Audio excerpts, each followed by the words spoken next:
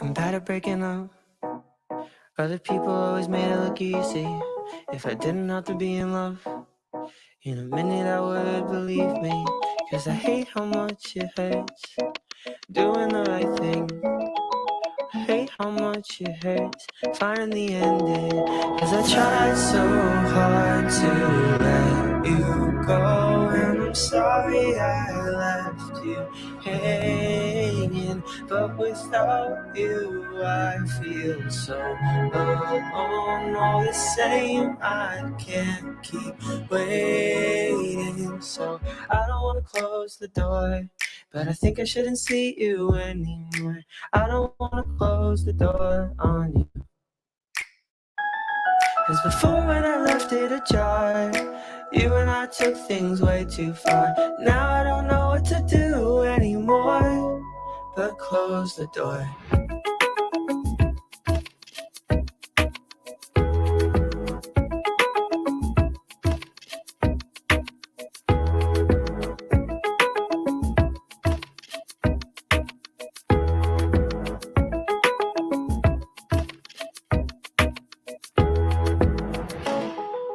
How do people do this? Forgetting they know somebody well, ignoring what they might miss. Are they better off? I can't tell. Cause I hate how much it hurts doing the right thing. I hate how much it hurts finding the ending. Cause I tried so hard to let you go, and I'm sorry I left you hanging. But without you I feel so alone. All the same, I can't keep waiting. So I don't wanna close the door, but I think I shouldn't see you anymore. I don't wanna close the door on you. Cause before when I left it ajar, you and I took things way too far. So now I don't know what to do anymore, but close the door.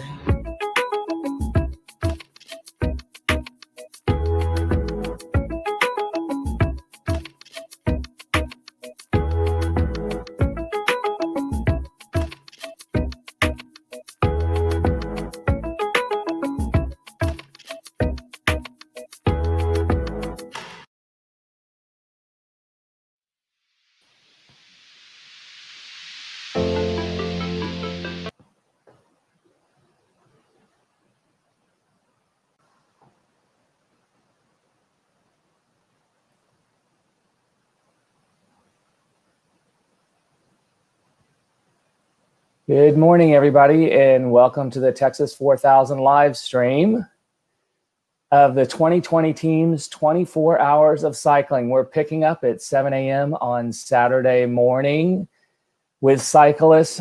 We've had cyclists overnight who've been posting their messages on Instagram as they continued on when we left off last night at 10 p.m. to carry on through the wee hours of the morning. And now we're picking back up with our cyclist, Lindsay. Lindsay, welcome. Hi, thank you so much, Scott. Good morning, y'all. You're already on your bike, I see. I am. Hi, Shelby, how are you? I'm doing well. How are you? You ready to get biking? Yes, I'm great. I don't know if it looks like I'm just floating, but I'm in my garage. So, but I am biking. Well, we're excited to have you on this morning. Before we get started, can you tell everybody a little bit about yourself and what got you involved in T4K and who you're riding for today?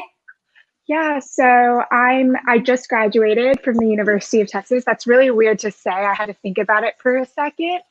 I'm from Austin, Texas. What got me really into Texas 4000 was I had a family friend who fought a really aggressive brain tumor, and just seeing how, cancer can really impact a family really motivated me. And so I'm definitely writing for Cameron Kozai today and always, and just, overall the families that are really impacted within the community. Oh my gosh, the message. Oh, wow, this is so cool. I'm like not answering all of your questions fully, but this is great. No, that's totally fine. We love that there's people watching, supporting you, and riding along with you. If there's anybody else who has ride dedications that they'd like to share with Lindsay and people they would like her to ride for today, just send those in the comments. We also have Abraham, who's not on our live stream right now, but who will be cycling outdoors right now with Lindsay. So cheering him on as well and supporting both of them as they begin their hour of our 24-hour virtual ride. Yeah, we'll be continuing this from, we started yesterday, May 29th, but it'll go all the way through June 26th. These 2 days, yesterday and today, are 24 hours of the 2020 team cycling in waves all day, indoors and outdoors. And of course, they're asking you to join them both for ride dedications, which will continue through the 4-week period, also for cycling indoors with them each day, and cycle outdoors, following the team, sending your messages to them using our hashtags that are on our website that'll pop up here as well, so you can show that you're supporting the team and the fight against cancer. And of course, tune in for our cancer awareness and prevention talks that the team will be putting on, talking with our host communities, over 200 of them across the country, involving the cancer support service organizations and research centers, the hospitals across the country that we support as part of those conversations as well. And Lindsay, just congratulations on graduation. So excited for your future and just so glad to see you this morning. Is there anybody, as we get started, you want to do a shout out to family or friends? Are there people watching?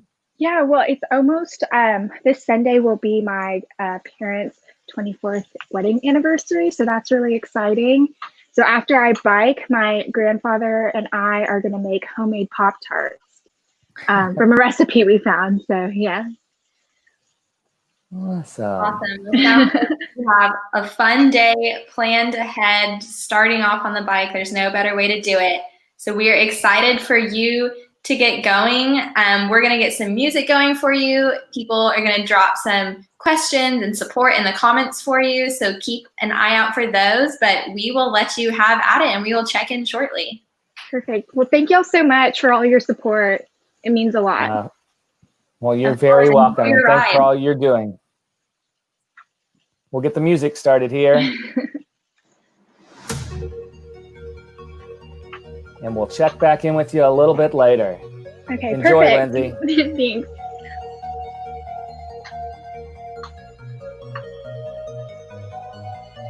Waiting,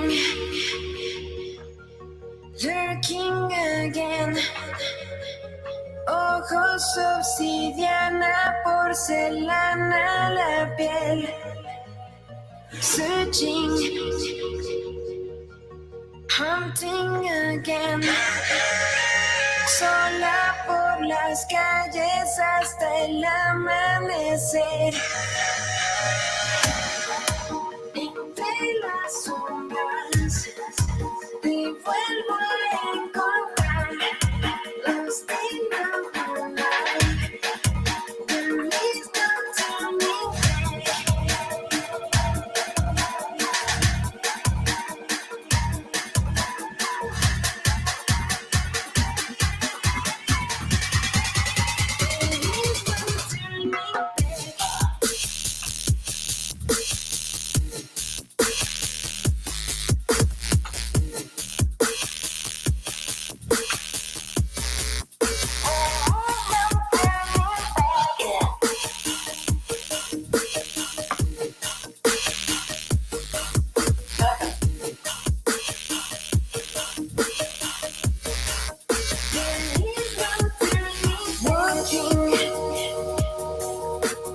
Plomo en los pies, diosa del pecado, te arrepientes después.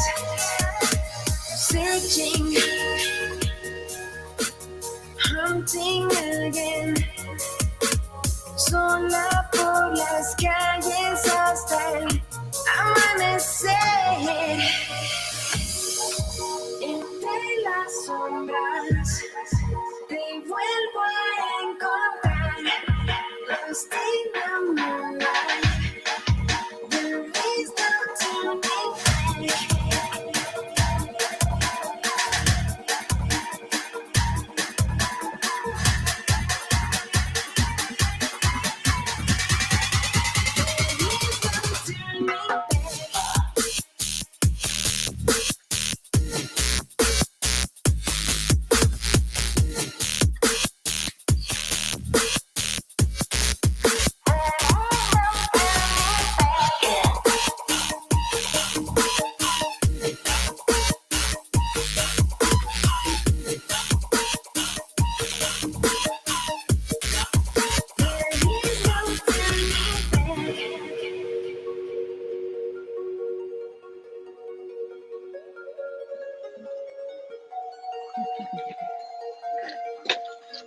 Do you want to see? Okay. What's one of my favorite places to ride? Oh my gosh, there are so many fantastic rides that we did as a team. I would have to say our ride to Buc-ee's was really one to remember. That I think that's the longest mileage we've ever done, and it was great. Hi, Clara. Oh my gosh. My mom, you can't see her, but my mom is filming me as we speak. Hi, Mom. Someone's gotta wake up. If we're ever gonna make up, we're stranded. I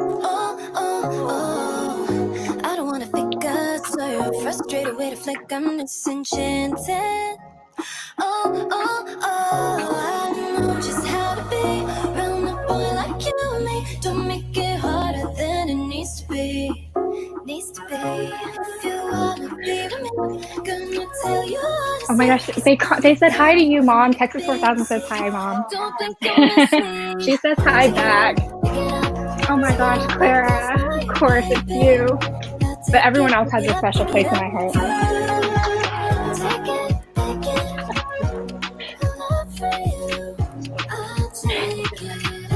No, you can say hi if you want. There's like maybe a couple people. Look. they're just in the comments.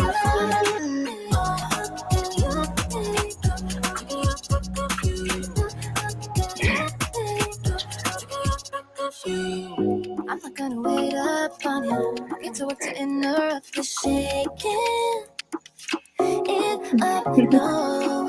Won't stay if you're gonna make it off with nothing. No, I'm taking time to trust. Oh, I know just how to be around a boy like you and me. Don't make it harder than it needs to be. Needs to be. If you wanna be with me. What was my favorite memory from T4K? Oh my gosh, Amit. Thank you so much for that question.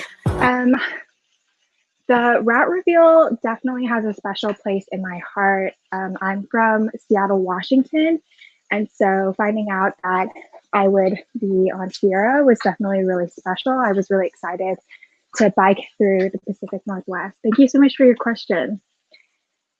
My mom's taking pictures of me. Pick it up, pick it up. Take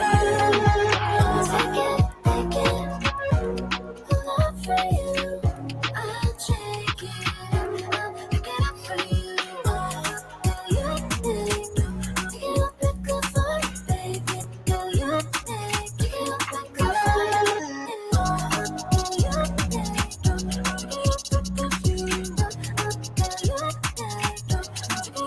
for you.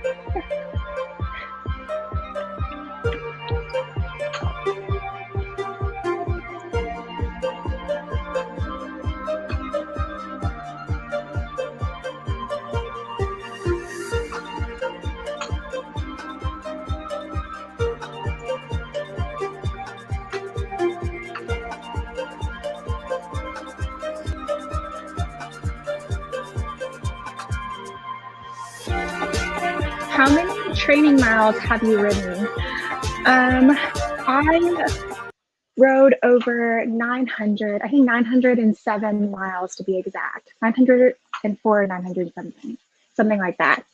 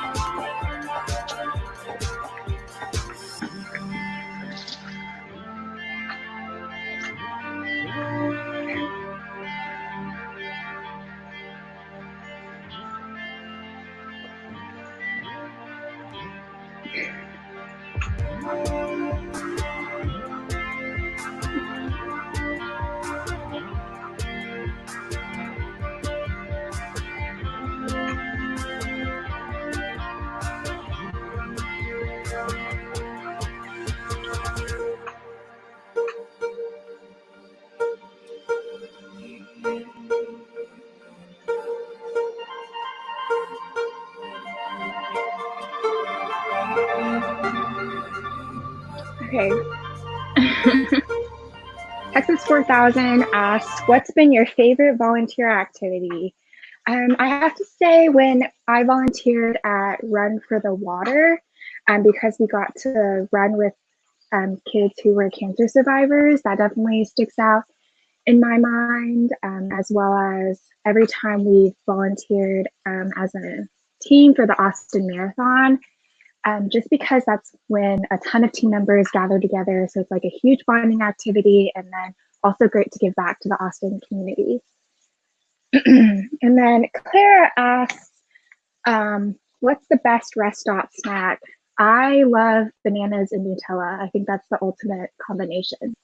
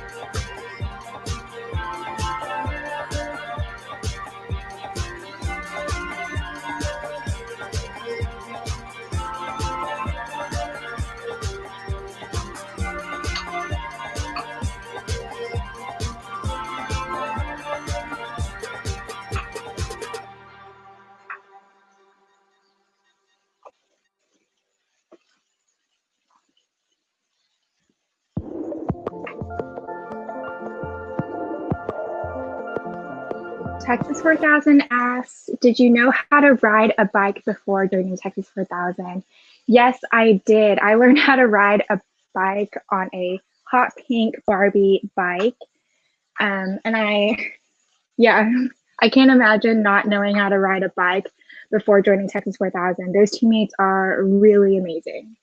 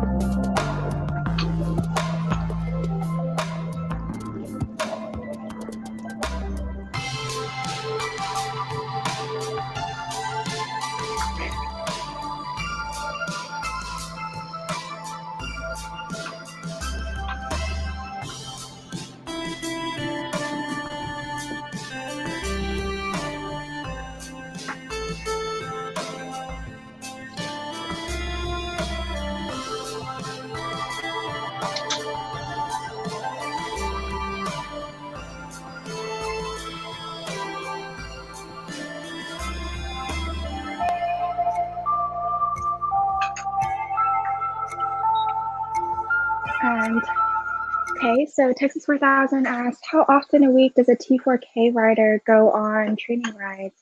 That kind of depends on the time of the year. In the spring, for me personally, I was going maybe 3-4 times, including the Saturday ride. It kind of depends on the timing of your schedule. So you kind of like work around your rides to what best suits you.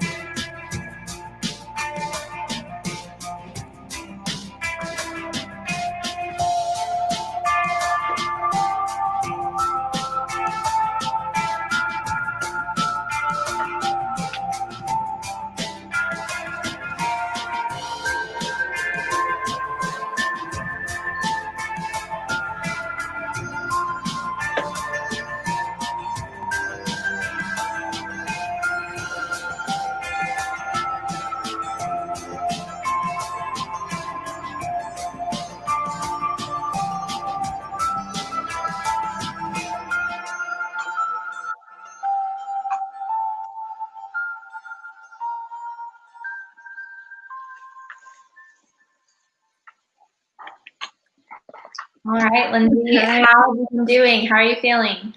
I'm good. Yeah, feeling good. Good. Is it hot out there? I see you're in a garage with the door open. Yeah, well, today it's not too bad. Sometimes it gets kind of humid, but today it worked out. It's really nice. Good. Well, it seems like you've been doing great on the bike. We've had a lot of people asking questions, lots of fun stuff. So I wanted to ask you, of our three, main pillars in Texas 4000, hope, knowledge, and charity, which of those sticks out to you the most? I would say based on it changes from time to time, to be honest. Like sometimes I'm like, oh my gosh, knowledge, I'm really dedicated to this pillar right now, or sometimes it's been hope.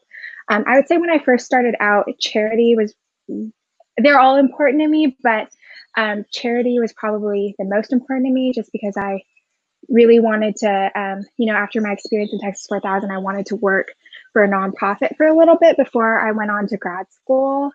And then, this last semester, just with, I think, what the world is going through, we all need a lot of hope right now. And so that's been on my mind a lot lately. One of our RDs read a really moving essay that he wrote about hope. Shout out to Philip. And so that really moved me and just reminded me the importance of having hope. So hopefully we can share that as a team. Yeah, definitely. I love that. It just shows how even if there's one that sticks out to you, it might not be the one that sticks with you at every moment, because all of those pillars are so important and pertinent to what you guys do on and off of the bikes. Yeah, exactly. So what has been your favorite T4K activity since you joined that's off of the bike? Off the bike. I didn't think this would be, there's so many favorites, it's hard to choose from. But I think one that really surprised me that I didn't think I would really like at the beginning, I was a little unsure about it, was, fundraising through panhandling. I thought it was really awkward, to stand, on a different street corner, but it's been a lot of fun going out with teammates. And then when we've done Coins with Cancer, I remember in my onboarding season before our ride year, that really stuck out to me as sort of like a bonding event with all the team members. Awesome. And for those of you who are listening, our Texas 4000 teams will panhandle around the Austin area. So they'll go to different stoplights, street corners that are just heavily populated, and they'll stand out there for hours at a time with signs promoting our mission, promoting Texas 4000, and just seeing if anybody who is driving by or stopped wants to donate to them on the spot.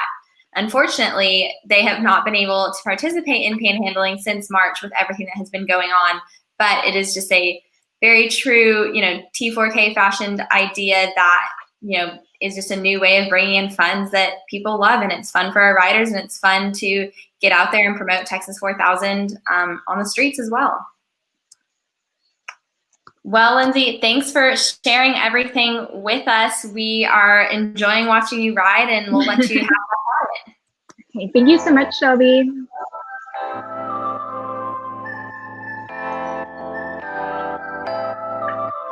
Oh, girl, I need somebody like you. Oh, girl, I need somebody like you. I know it's late, but I'm coming through. 'Cause girl, I need somebody. I need somebody like. Is you really down to ride for a fella? Is you really down to ride? Yeah, know it's been a little while since we met up, but something changed my mind. Yeah, maybe it's the dreams got me tripping, maybe got a little buzz. Took a little time just to figure out that ain't what it was. Oh, yeah, yeah, you got me feeling it, oh, yeah, don't know what else to say, oh, yeah, just say you feel it too, and girl, I'm on my way. Oh, girl, I need somebody like you. Oh, girl, I need somebody like you. I don't wanna say, but I'm coming through. 'Cause girl, I need somebody like you.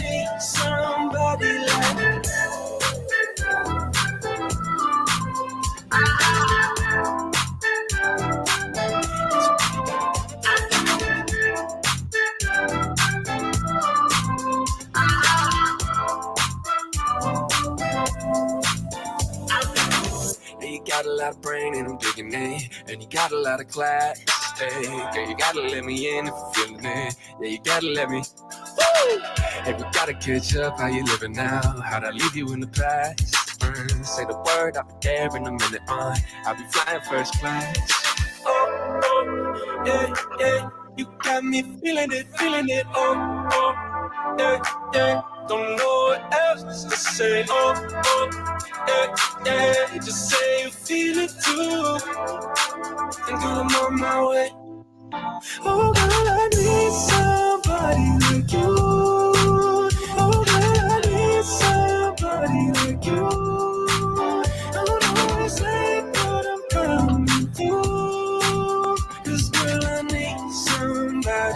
I need somebody like.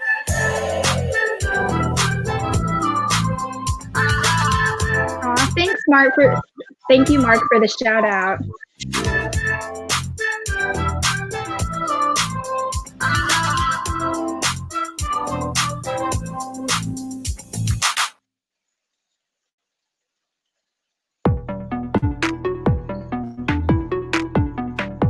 Okay, so Texas 4000 asks, do I ride with my family?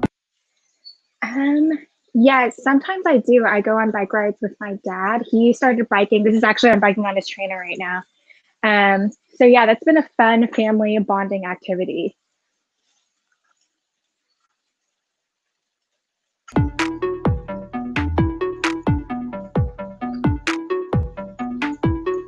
I'm trying to walk slow.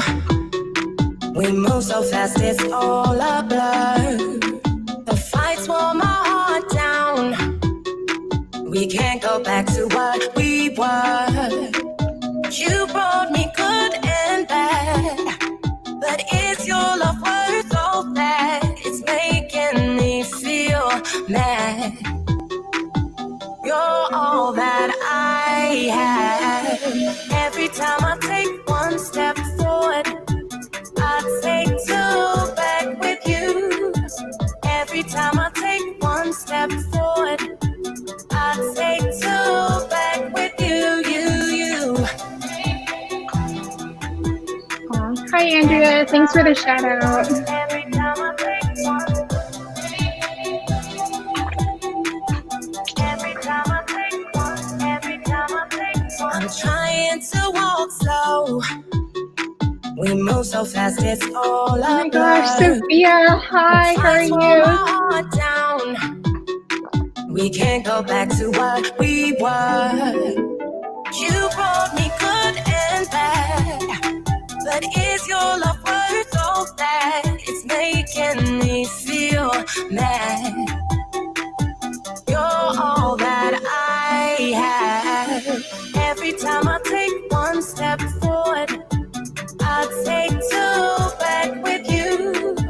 Every time I take one step forward, I take two back with you. Every time I take one, every time I take one. Every time I take one, every time I take one. Oh, oh, oh.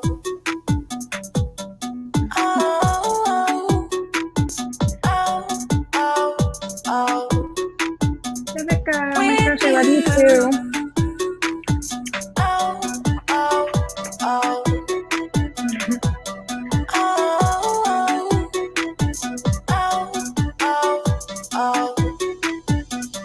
With you, I'm trying to walk slow.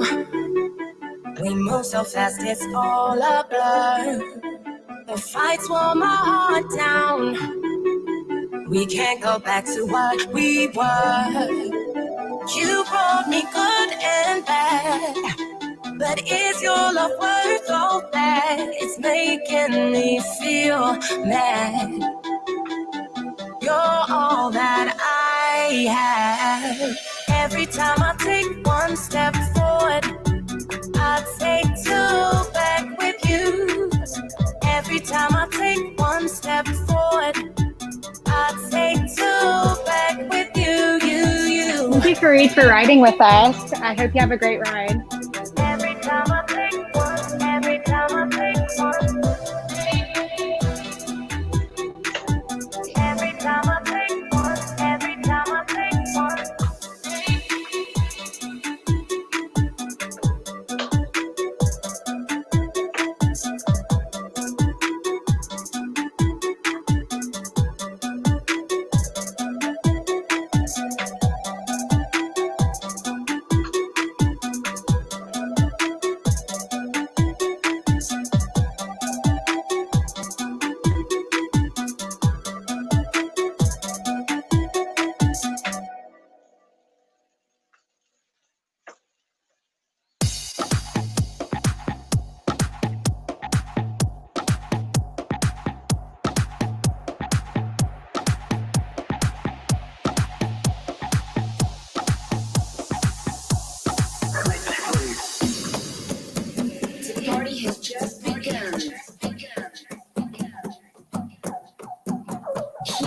Just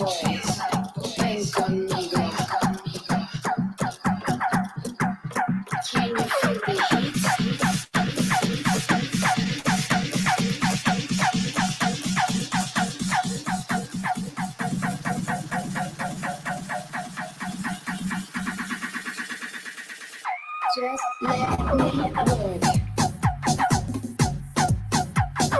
Work.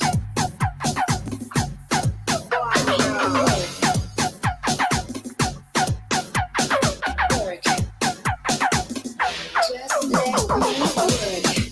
I'm here to work. I'm here to work. Work, work, work, work. Just let me work. I'm here to work. I'm here to work. Work, work, work, work. Work the body. Oh yes, yes. Come with me. Feel the rhythm. Baila esta noche. Can you feel the heat?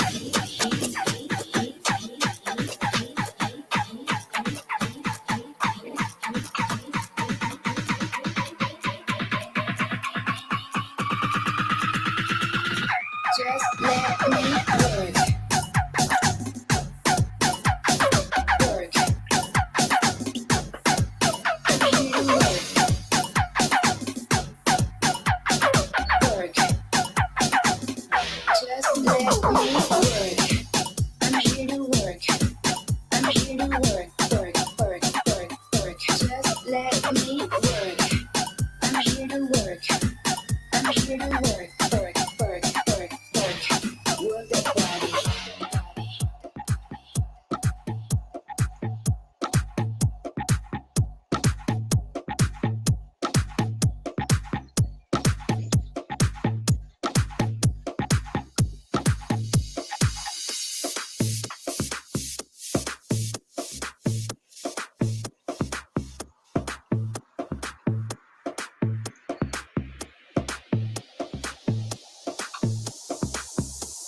Work that body. Work that body.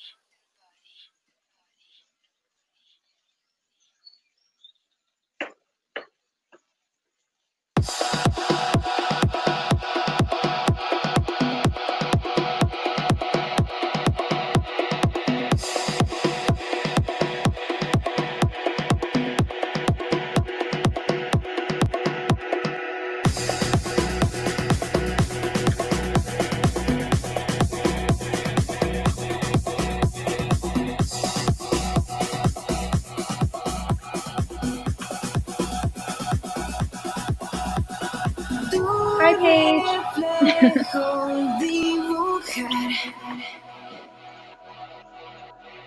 En un sueño despertar. Soy culpable, vulnerable. En tus labios leo destination, sensation.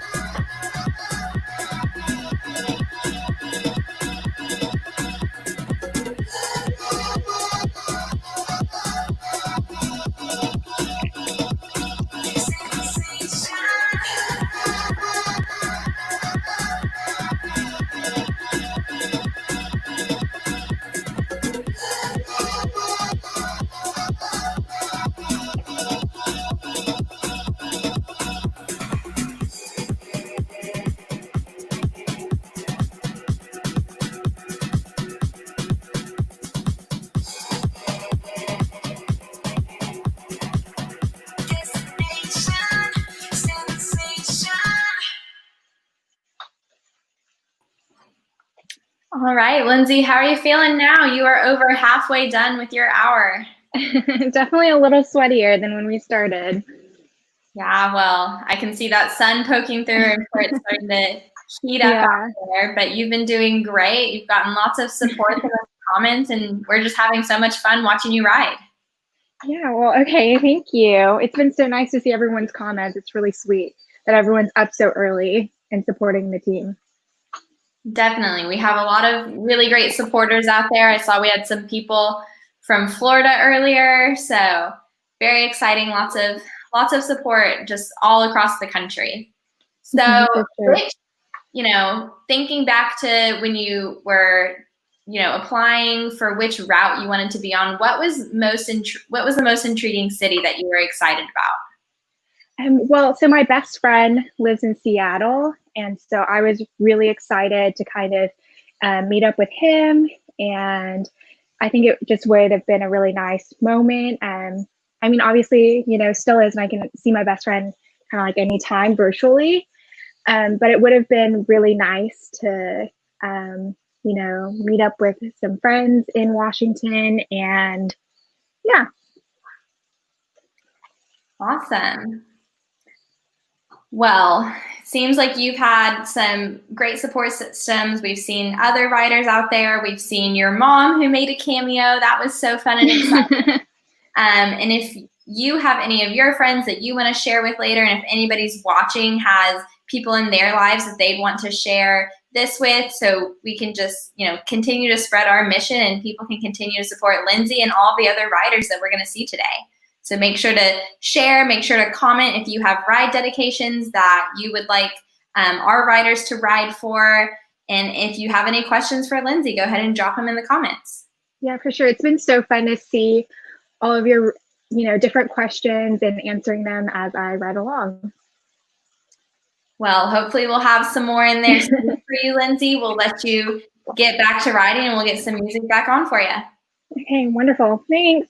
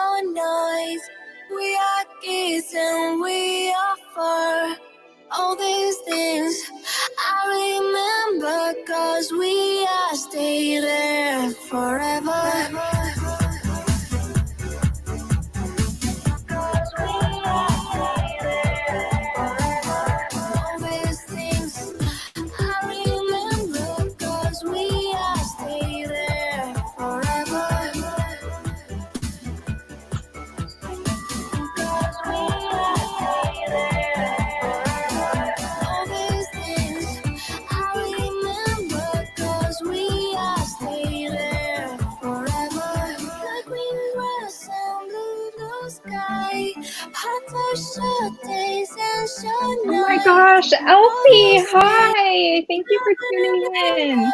Cause we are stay there forever. The Hollies and your arms. We are peace and we are fine. All these things I remember, cause we are two wings alive. Cause we are stay there forever. All these things I remember, cause we are stay there forever. Cause we are stay there forever. All these things I remember, cause we are stay there forever. Cause we are stay there forever. All these things I remember, cause we are stay there forever. Cause we are stay there forever. All these things I remember, cause we are stay there forever.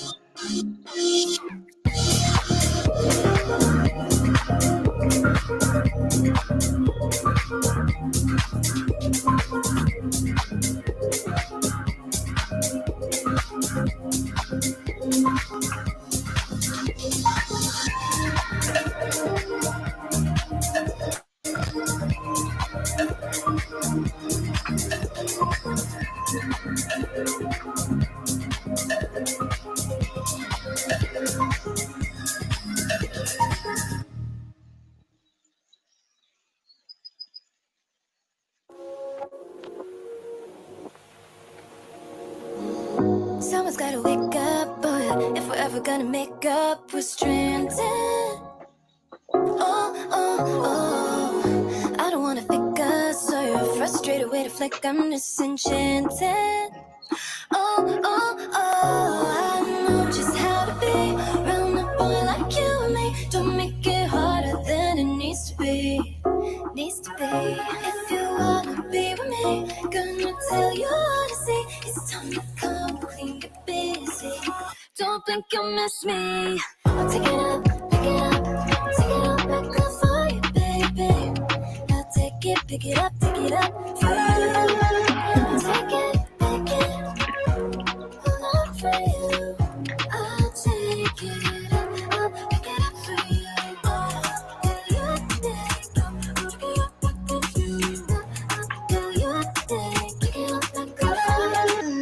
Hi, Colin.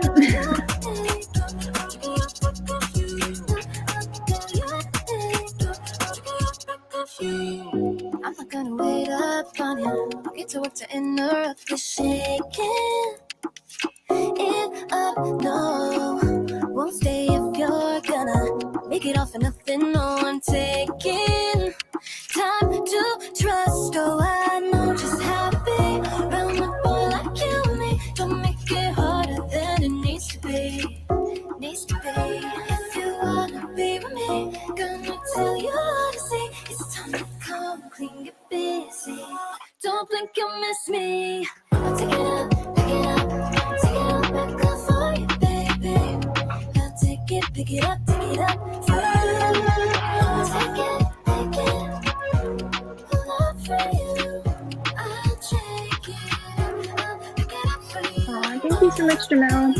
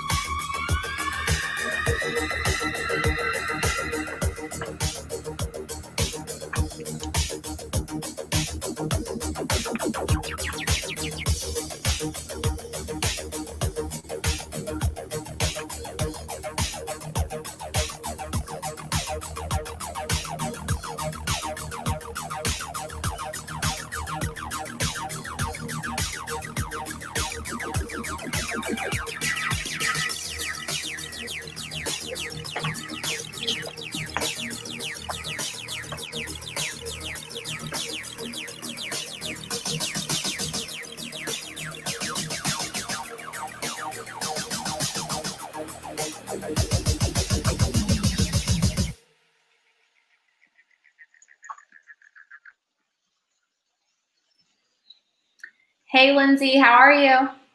Good, Shelby. How are you? Good, thanks. But I'm not the one on the bike. We've had so much fun watching you, though. You have been crushing it.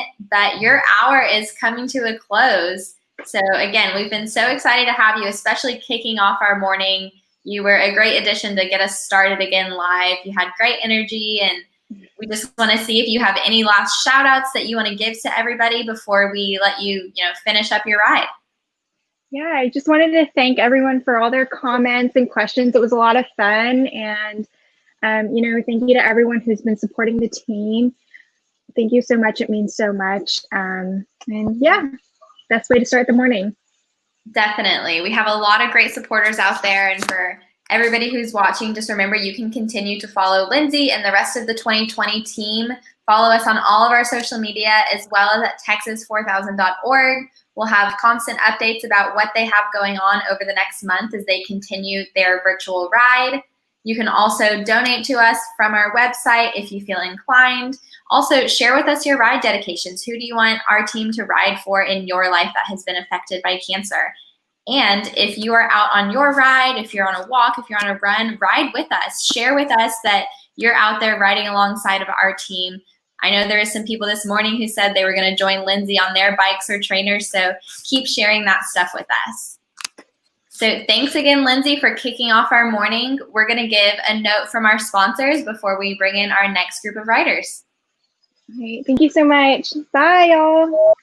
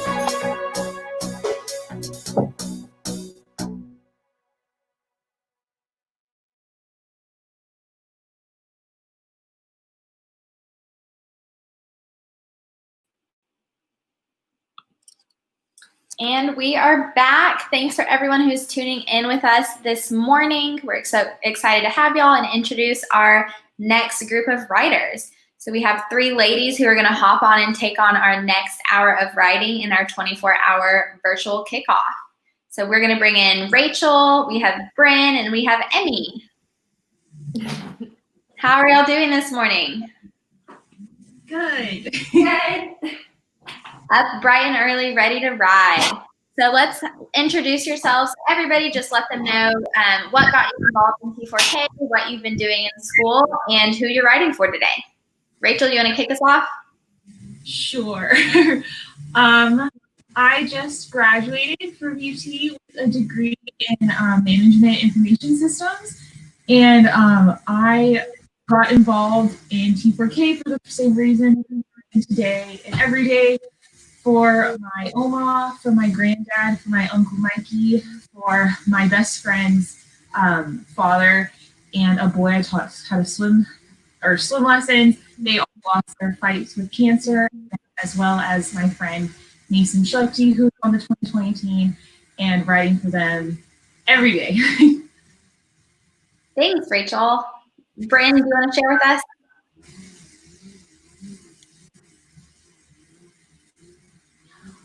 We might be having some technical difficulties with Bryn. I don't think we can hear you. But let's switch over to Emmy and see if we can get Bryn fixed up. Can y'all hear me okay? Yes. Okay, good. I couldn't get my headphones connected. So I'm going to be a senior this year at UT. And I joined Texas 4000 because I was hospitalized when I was younger in 8th grade. And it wasn't for cancer, but I met a lot of people with cancer. And it just kind of really encouraged and inspired me to want to join Texas 4000 after the encouragement that they gave to me when I was in the hospital. So that's kind of where it started. And I feel like all along the way, you kind of pick up more reasons for why we do this. Definitely. And who are you writing for today, Emmy? Today I'm writing for somebody that I met yesterday, actually. His name is Mr. Bybee, and he had Hodgkin's lymphoma 35 years ago. And he was telling me about how he used to go biking in Palo Duro Canyon. I'm from Amarillo. And so today I'm writing for him. Awesome. Well, thank you for sharing that story with us. I'll be writing for him today. Let's see if we can flip back over to Bryn. Well, I don't think we can hear her. Oh. Sorry, Bryn, but we will love to hear your story at some point and share that with everybody who's watching. But we're excited to see the 3 of y'all get on the bike and get moving this morning. We've had one other live stream this morning, so y'all are kicking it off great, nice and early. So we'll get some music going for y'all. If anybody has someone that they would like any of these ladies to ride for, go ahead and throw that in the comments. And if y'all have any questions for them, throw them in there and they'll be answering them as they're writing.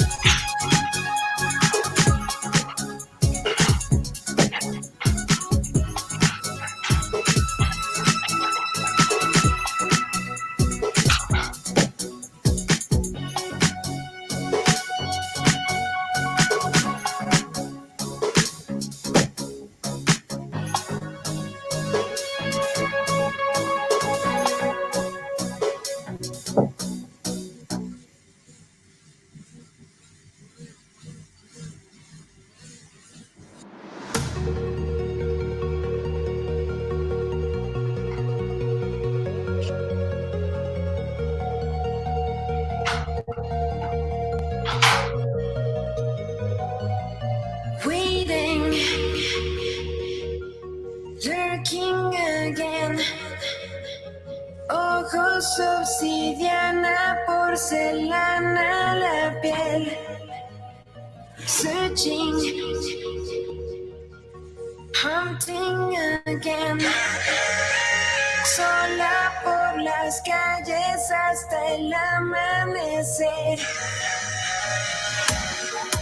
Entre las sombras te vuelvo a encontrar.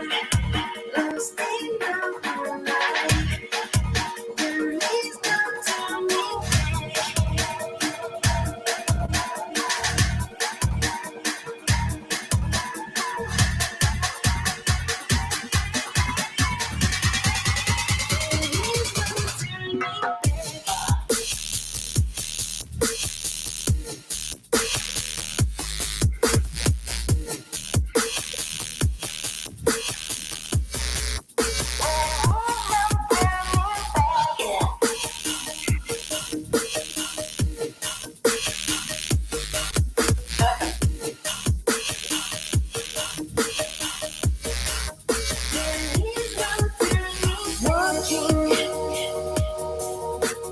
Plomo en los pies, diosa del pecado, te arrepientes después. Searching, hunting again. Sola por las calles hasta el amanecer.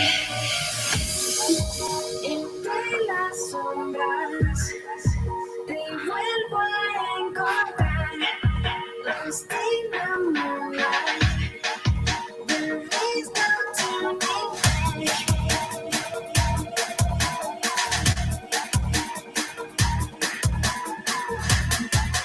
I got you, Christina. I didn't think I'd be able to read these shots from here, but I can't. That's okay.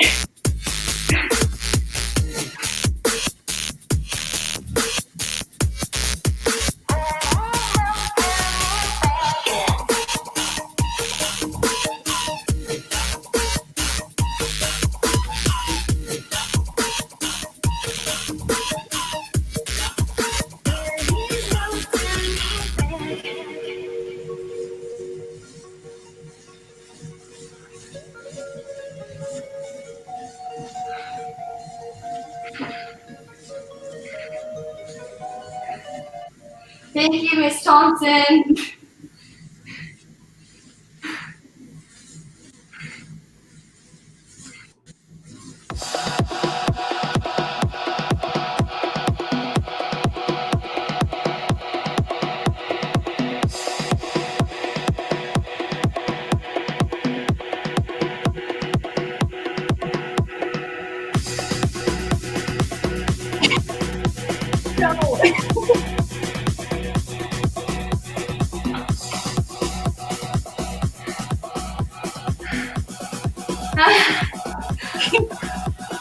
Tu reflejo dibujar en un sueño despertar. Down to 2. Just kidding, we're gonna take it out. Culpable, vulnerable, en tus labios leo destination, sensation.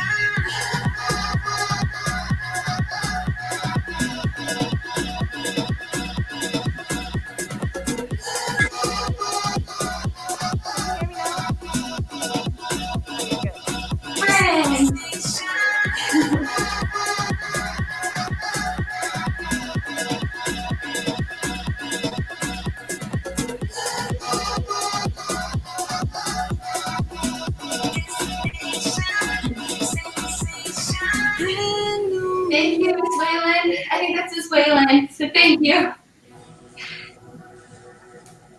A tus miedos renunciar, ser culpable, We're gonna do some lights now. en tus labios leo Lights can't hear you. Should I call tomorrow?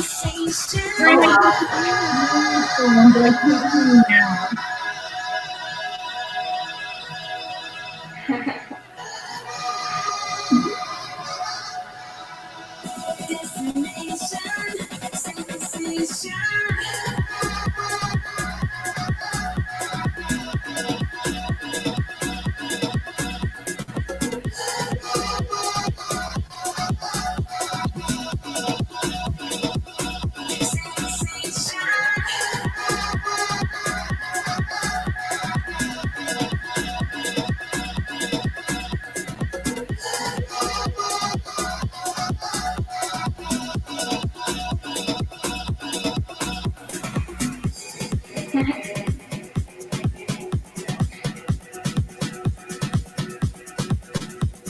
Thank you, Megan.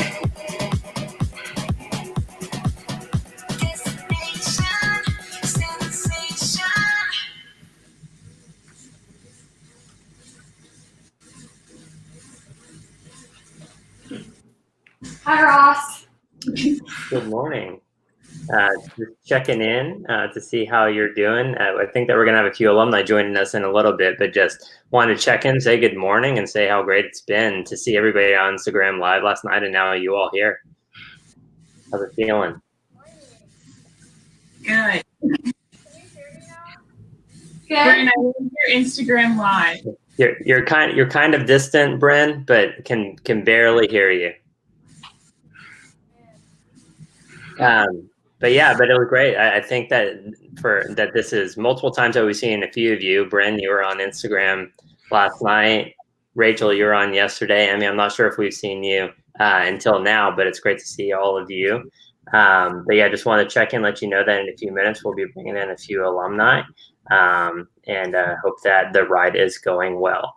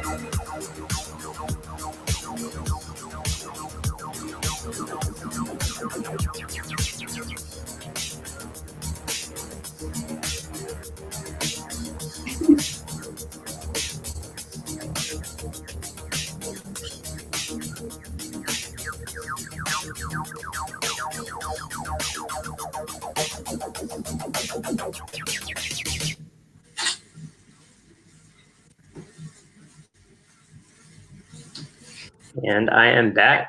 So we have had a chance to get our alumni on the line, and so we're super excited to have them. And so I would like to welcome in Kirby and Jocelyn to the stream.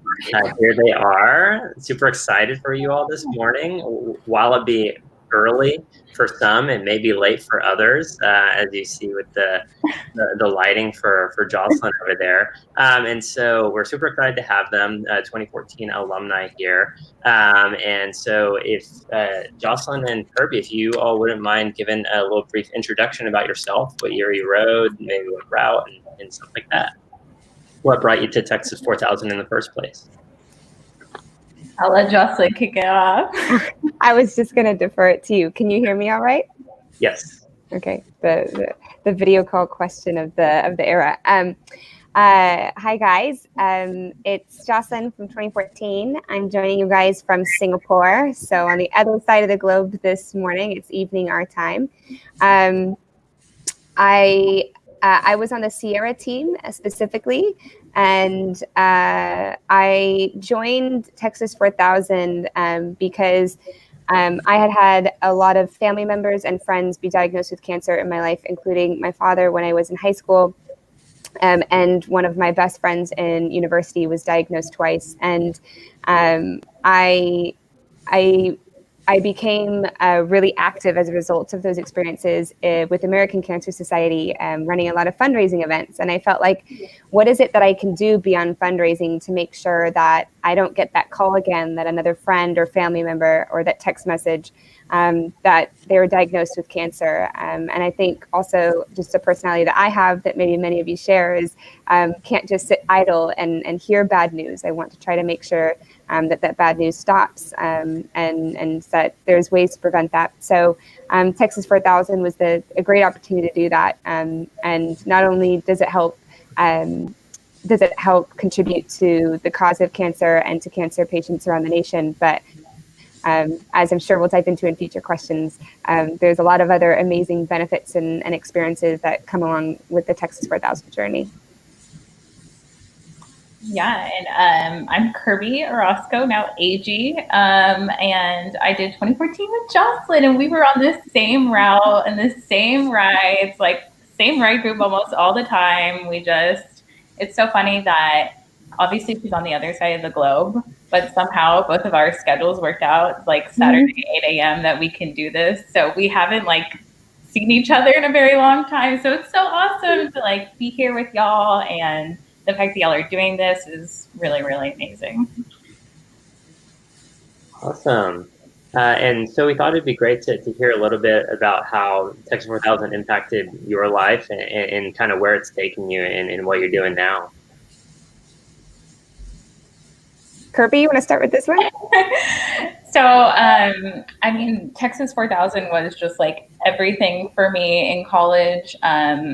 And even after, just like always having that bar set so high that I have to, what's the next move that I can do? Like, obviously, biking to Alaska, I don't think I can match that again. But just like constantly challenging me and constantly ensuring me that like I am qualified for anything. Like, you know, what y'all are doing, the training that y'all have put in, the 2 years of work it took to get here, y'all are going to be able to take that with the rest of your lives for like jobs, or if you just like feel like you can't get up in the morning, like with my 10-month-old, I'm like, I can't do this. And I'm like, oh wait, I used to get up at like 4 a.m. and get on a bike for 12 hours a day. Awesome. Yeah, I think Texas 4000 and the journey surprises you in a couple of ways, right?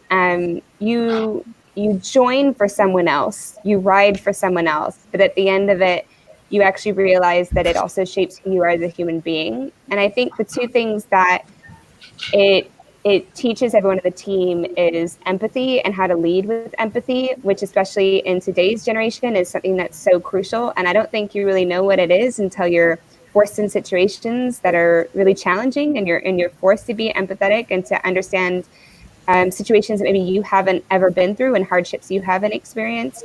And the second thing is community. I think the journey, and unfortunately this year's team might have to postpone these experiences of staying with people from around the nation that don't know you, and then welcoming you into their homes, sharing their stories with you often till the wee hours of night or morning, and really treating you like their family, and the relationships that come out of that, I just think are really beautiful.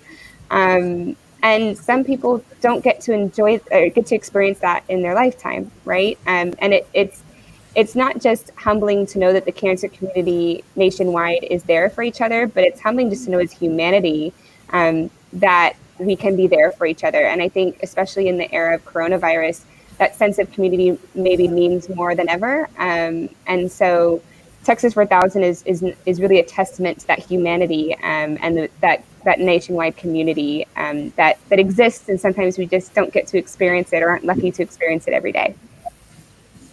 Yeah, and that's a great point, Jocelyn. And I think that one of the exciting things that we have going for the rest of this month also with the riders is that they're going to be engaging with their hosts in the way that we can at this time. And so getting a chance for them to interact with them throughout this next month.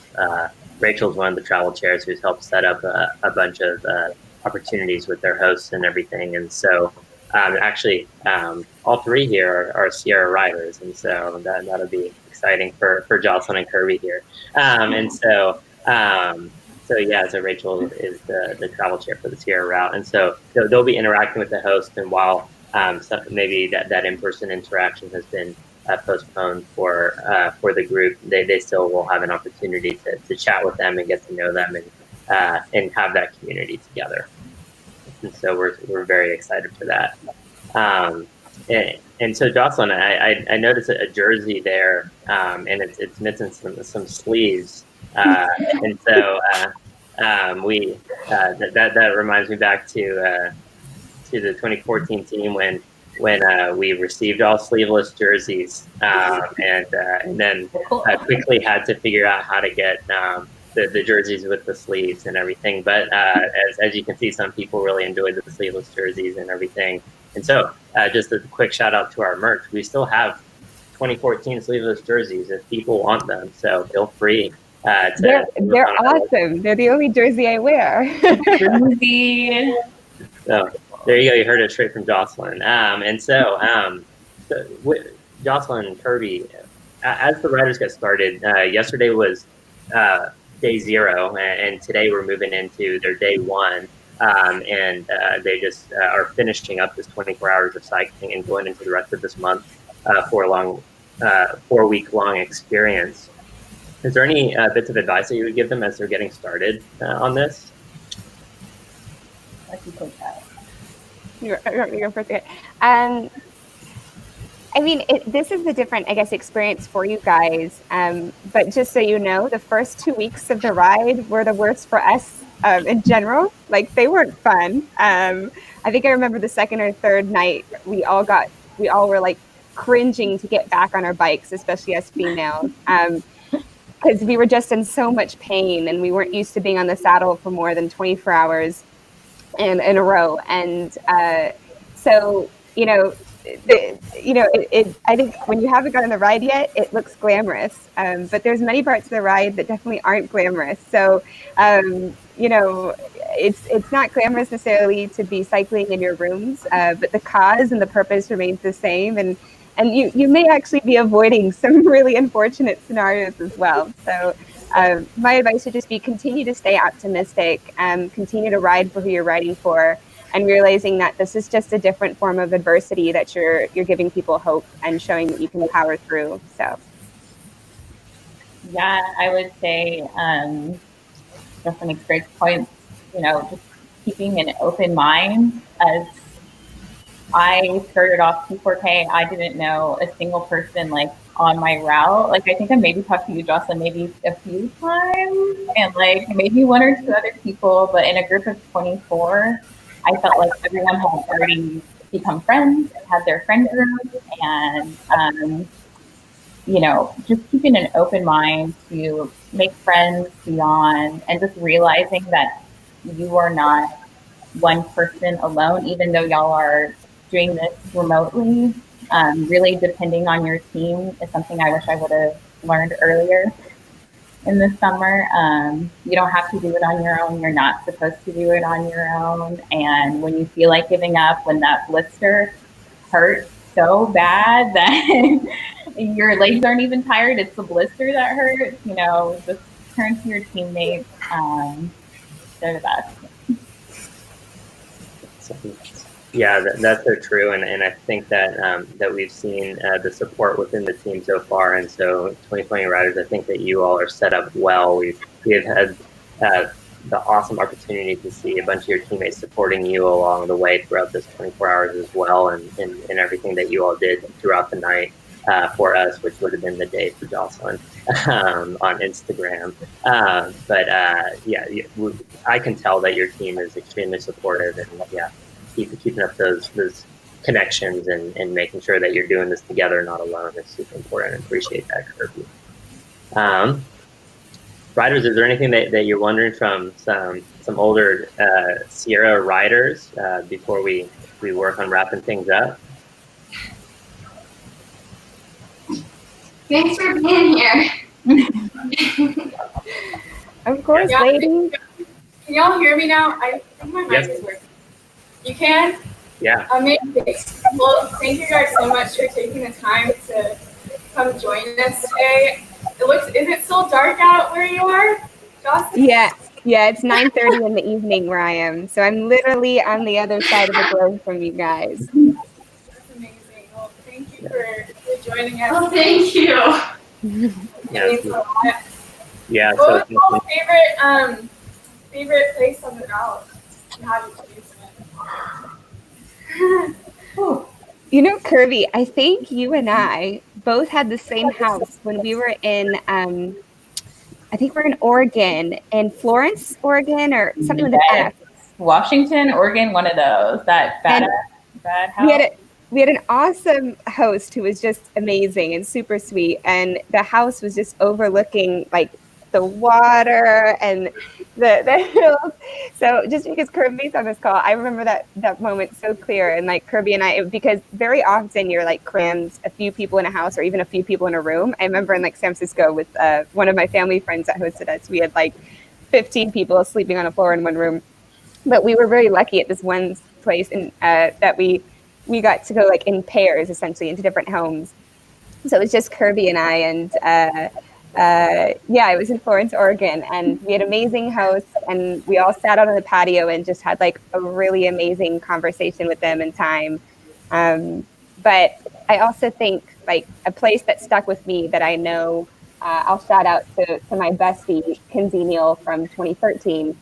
She added to the route Zion, and Zion to me was just life-changing. I'm dying to go back. And it was just a really good time for the team to spend and make memories together. We actually climbed, what is it called? Angel's Landing. We literally had half a day left, and we just got off riding on our bikes for 5 or 6 hours. And we decided to climb Angel's Landing, which is a really hard hike that has signs all the time about like people falling off of it. This many people fall off a year and don't live or whatever.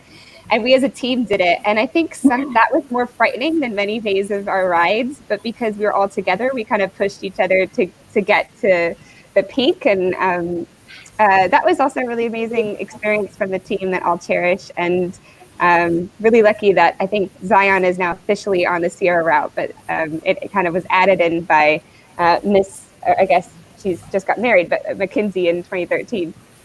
So. I want to say something about that because my family went to Zion.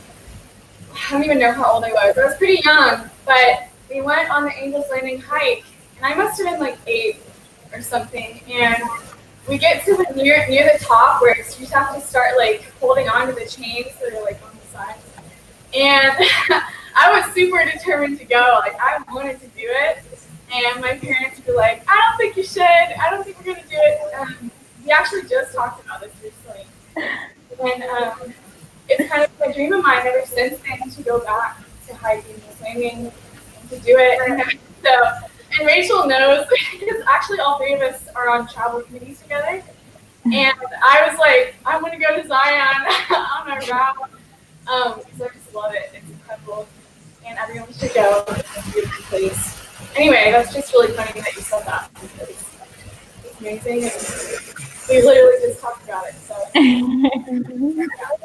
it is like honestly like, and I have traveled fairly extensively. As Jocelyn is like double my travel, but it's so insane how beautiful Zion is. Like how different it is with the red rocks and the trees and the river running through. And it was like nothing I ever seen before. And on our ride into Zion, I don't know if you remember, Jocelyn, the day before we were out in the community and someone passed recently, a little girl. And so we all rode with balloons on our bikes and poured through Zion, and it was just so beautiful. It was just like the most epic way to enter the most beautiful part, just coming off of that community feeling. But I will have to say that I think South Lake Tahoe is probably my favorite. I am kind of like, my dad lives in that area, so we ended up staying with like our friends, family at a horse ranch the day before, and we camped. But that area, honestly, y'all, later on in life, like it doesn't even take that long to get from Sequoia to Yosemite to Lake Tahoe. It's a great 5-day trip way in the future, you know. But I think that's the best part about T4K is that I literally went back to those places. I went back to San Francisco. We're planning another trip back to Zion, like biking through it. It was a great preview, but I want to like go and explore more. Yeah, that's definitely a good point. Sometimes getting to see these great places, you see them for a glimpse. With Texas 4000, you need to go back again. And yeah, that's awesome to hear about those awesome places and everything. And I know that a few of those, it sounds like they're on the bucket list of the riders as well. And so we really appreciate you all getting on here with us today and showing your support for the 2020 team as they're kicking things off. As always, if you want, you can go follow us and go to our website, texas4000.org. The live stream is on that website, and you can donate there. If you want, you can also use our hashtags in order to stay connected with Texas 4000. And so, Jocelyn, Kirby, we have loved having you on. It's great connecting with old friends. Jocelyn's probably the person that from Texas 4000 that I've known the longest, and so it's great. Crazy. Back to high school, and so it's been great to see you from across the world. And Kirby, it's been great to reconnect with you as well. Okay. All right. Bye, guys. Good luck with everything, and be sure to open those windows and get some fresh air before Texas gets too hot. But have a great experience, and we're supporting you guys. Thank you.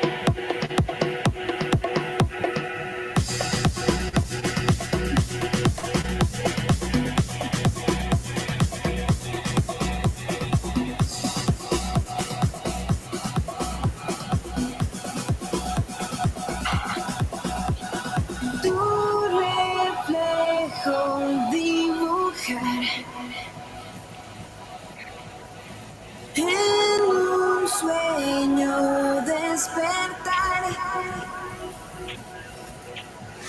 Soy culpable. Yeah, we're just going to Sacramento too. Vulnerable.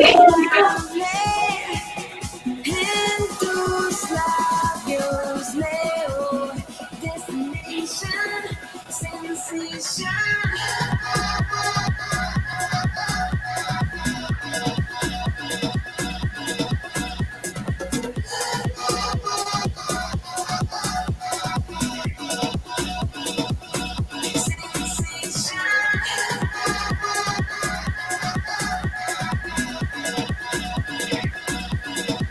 Friday for you and your wife today.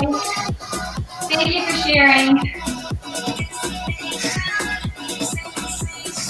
En un viaje sin final, a tus miedos renunciar, ser culpable, vulnerable, en tus labios leo destination, sensation.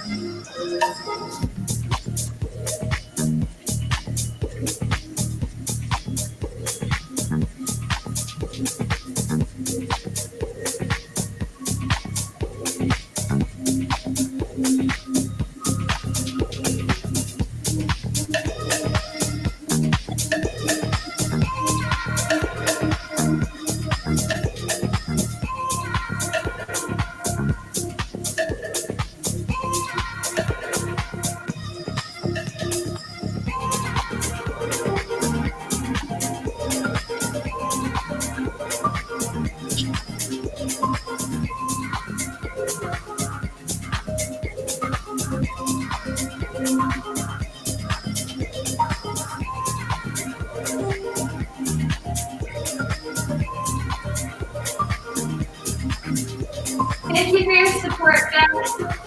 Thank you.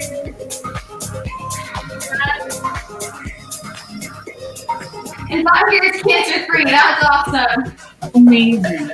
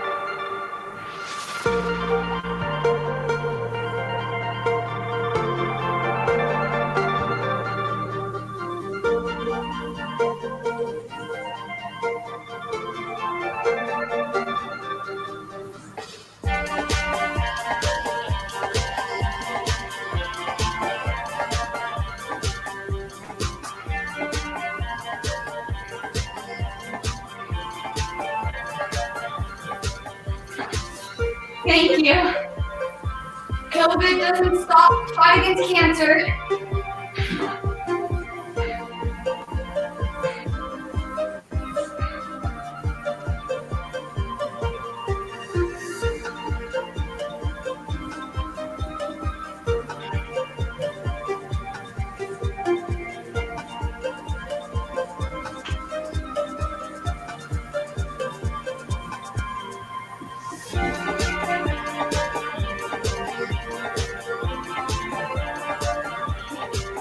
I'm gonna tell Mom why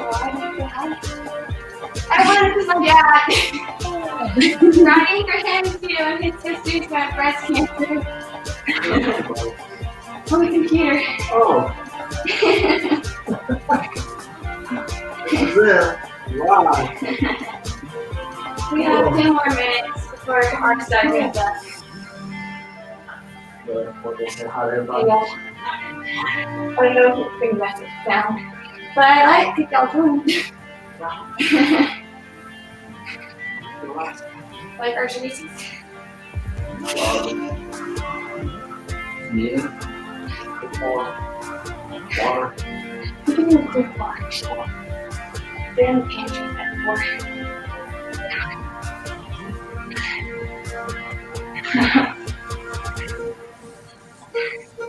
Thank you, Samantha.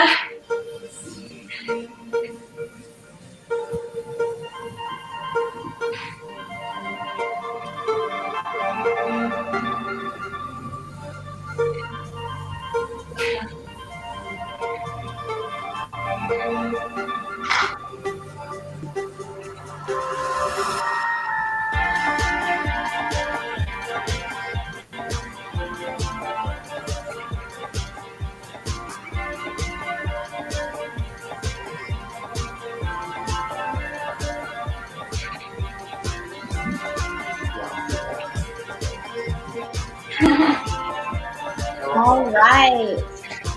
How are y'all feeling? Good. Dad just brought me some Cliff Blocks. There we go. You need to get your morning going. Y'all have looked great out there. I'm just so impressed with how hard y'all have been pedaling and working so hard. You're almost to the end. But before we finish up, since we couldn't connect with Bryn at the beginning, I wanted to give her a chance to share a little bit about why she rides and who she's riding for. Yeah, so when I originally joined T4K, I wanted to ride for my Aunt Mary who fought colon cancer. Thankfully, she's cancer-free now. It was a while ago when I was younger, so I didn't quite understand what was happening at the time. But always riding for her, and also riding for my neighbors growing up. My next door neighbors, they lost their dad to cancer. His name is Jason. And then riding for my middle school band director, who I always looked up to. She lost her husband to cancer, to brain cancer. So riding for her as well. And then over the course of T4K, my rides changed. So first, my mom's best friend, Kathy, was diagnosed with breast cancer while I was in T4K, and she received treatment this year. And she's cancer-free now. I think she's still receiving chemotherapy. But I was riding for her, and then in January, my dad was diagnosed with pancreatic cancer. So that was an emotional ride, and honestly, she worked a lot more personal to my heart. So I'm just really proud of what we're doing, the impact it's had on my life and my family's life. So riding for me is really happy. Bryn, thank you so much for sharing all of that, and we'll be writing for all those people in your life as we keep pushing forward for the rest of today and for the next month as everybody continues to ride virtually. Before we let y'all finish out, I just wanted to give everyone a chance if you have any last shout outs that you want to give to anybody who's watching or any of your supporters. Rachel, why don't you my family is in here right now, so shout out to y'all. You. Shout out to Cliff, I guess, for all the goods. And also, want to ride for Bryn. I'm sure Rachel would agree too. We're thankful to be riding with her right now. So. Yes. Love Bryn, love Emmy, Sierra. Also, shout out to my family. Like, my sister's watching right now, and it's really fun because she's sending videos of me and my friends. And then also wanted to do Sierra shout out for Clara, who's been doing a lot of like the planning for all of this, and it's like very much appreciated by everyone. I actually have one more I did. My friend Bailey, who was in high school band with me, he's a couple years older.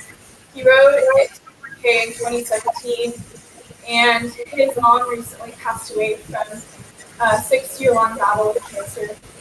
So riding for him and his family. Well, thank you all so much for sharing, and thanks for riding with us this morning. Y'all have been so fun to watch and to have on our live stream. So we will let y'all finish out. Enjoy your ride and enjoy the rest of your day.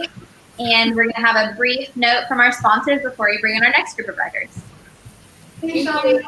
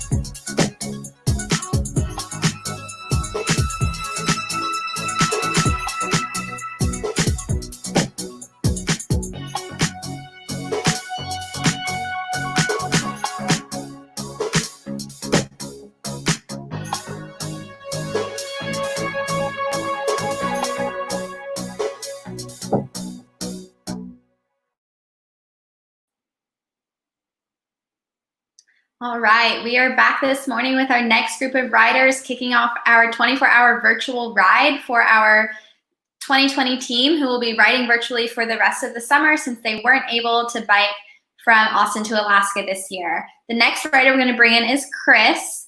If you've been keeping up with us, we've seen Chris a few times, and he is back, and he is about to kick off a ride outdoors. So we want to hear a little bit about who he's riding for today, why he got involved in Texas 4000, and where he's riding.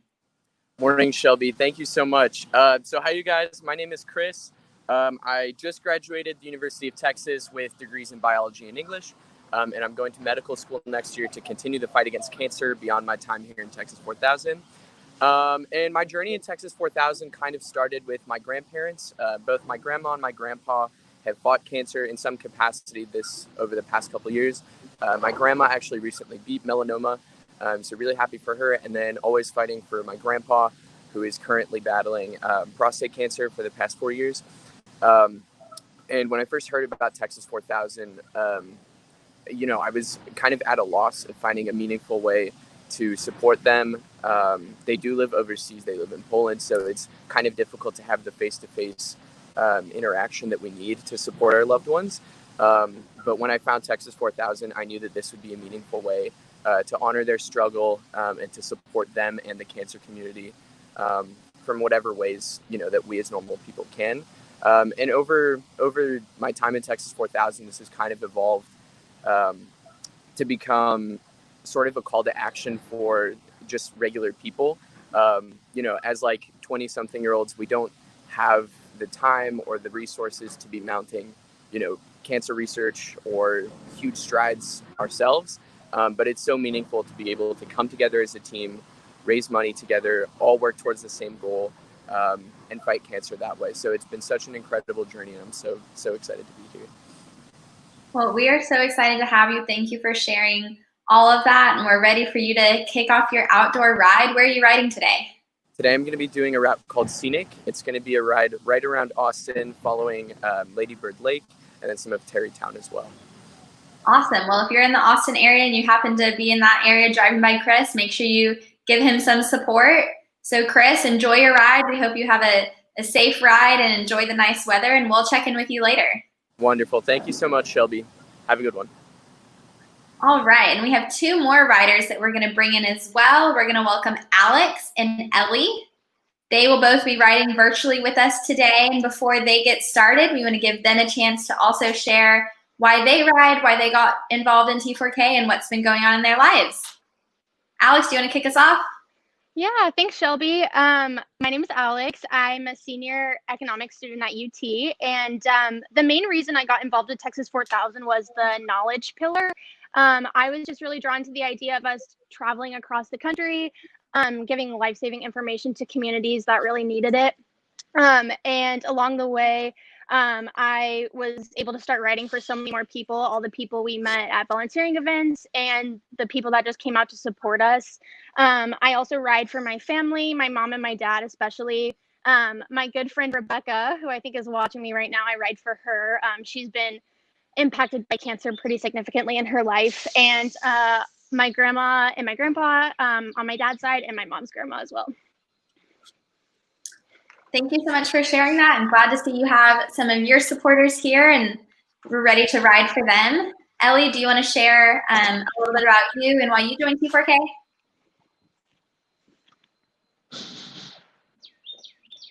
Yeah, can you hear me okay? We can. Can you hear me? Yes, Ellie. So my name's Ellie. I'm a 2020 Sierra rider. I think there's a little bit of a lag on my part, so sorry. But I initially joined because my mom lost her mother to breast cancer when my mom was just 25, and that's not much older than I am now. So I really ride for my mom and like the people that cancer leaves behind, and the mourning family members. And then today specifically, I really ride for George Floyd and everything going on in Minneapolis, and I hope that everyone stays safe, and I hope that our country is able to get over, violence and get to a safer place, both with health and public safety of its citizens. Thank you so much for sharing, Ellie. We're happy to have both of y'all on and be writing for all of the people in your lives and all the people you want to ride for.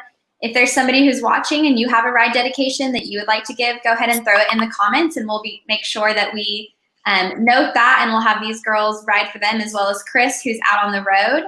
And shortly, we will have another one of our riders join us. She currently had a little technical difficulties with her tire, so she's going to hop on shortly, and we'll be ready to cheer her on as well. So enjoy y'all's ride, ladies. We'll get some music going so y'all can get started. Woo!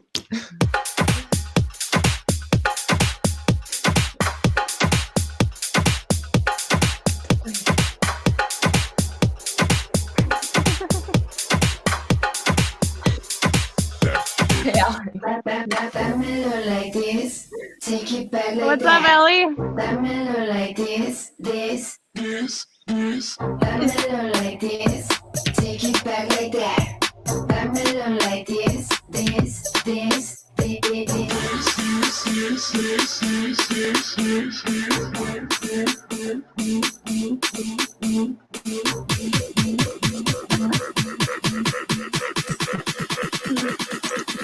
That girl just bounce that booty. Can it just bounce? Can it just bounce? Doing some split cubes. Peanut butter is the best flavor for sure. Nice. Portion. Those are delicious. I feel like Reese's peanut butter cups are way better for you.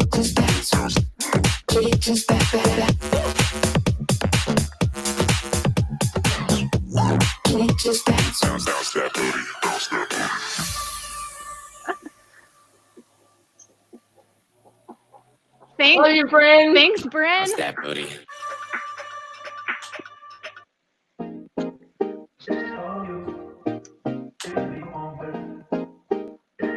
The peanut butter really gets in there.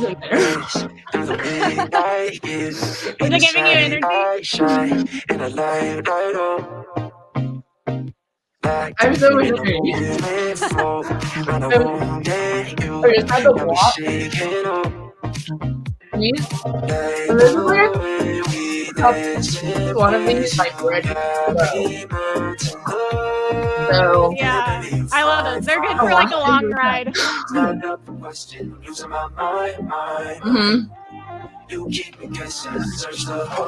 Honestly, I'm sweating quite a bit, and I'm inside. Yeah, I'm outside. I thought it would be pretty, but it's pretty hot.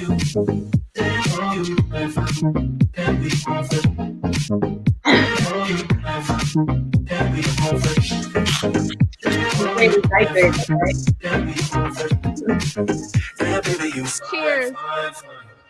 Rain on the windshield drive, doing all film, it's roll. Smile, I can't wait that you're looking at.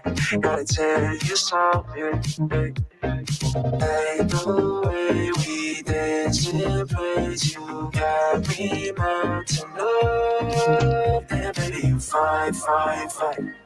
It's not up a question, I'm losing my mind. You keep me guessing, search the whole damn world, won't find nothing quite like you. Yeah, baby, you fine. Yeah, baby, you fine.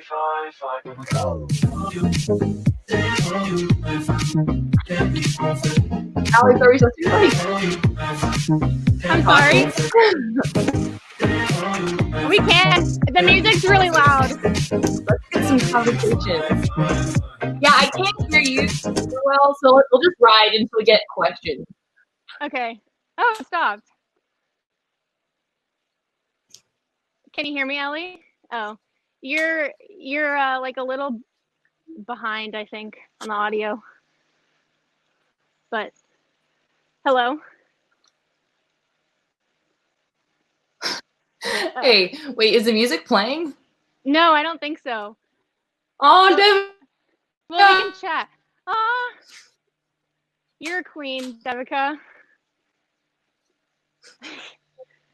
She is a queen.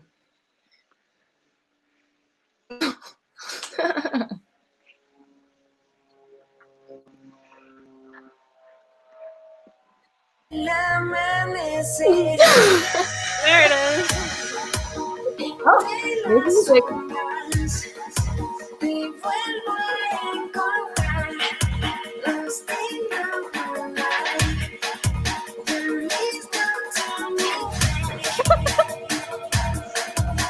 That's my mom. He can come out here. Thanks, Mom.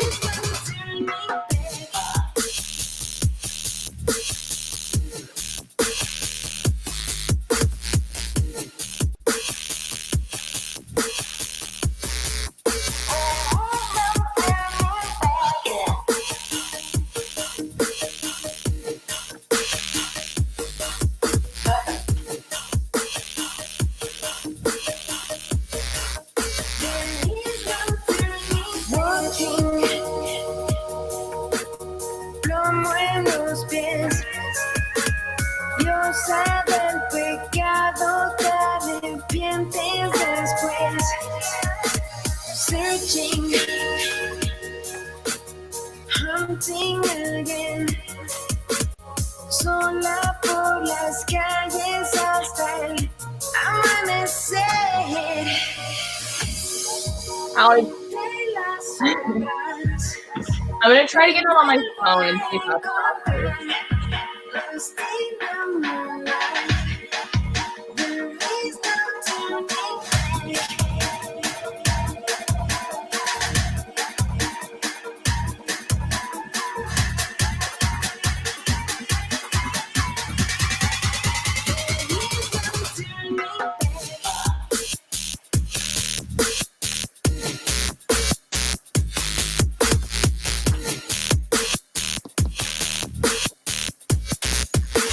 I wish I was going up a big hill with this music on. Okay, wait.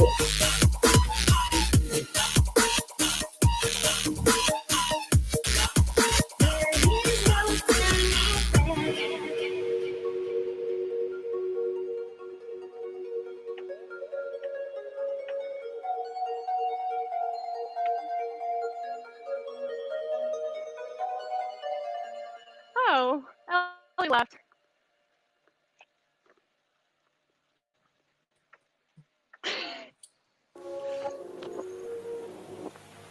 Hey, welcome back, Ellie. Someone's gotta wake up, boy. If we're ever gonna make up, we're stranded. I don't wanna fake us, so you're Oh, wait, can you guys frustrated, see now? like I'm disenchanted. Okay, I want my phone out. I know just how to be around a boy like you and me. Don't make But I it really want harder than it needs to closer be. to you. Needs to be. If you wanna be with me, gonna tell you what to see. It's time to come clean, get busy.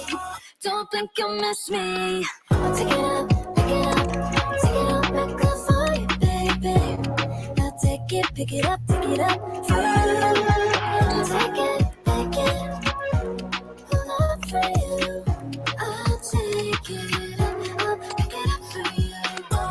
Do your thing, do your thing, pick it up back up for you. Do your thing.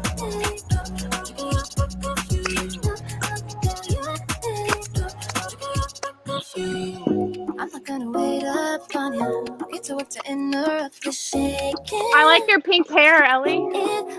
No, won't stay if you're gonna make Thank it off you, I nothing, did it no one in a moment of taking time to coronavirus trust. craziness. Go Yeah, I feel that. I'm going with it. Don't make it harder than it needs to be. Needs to be. If you wanna be with me, gonna tell you all to see. It's time to come clean, get busy.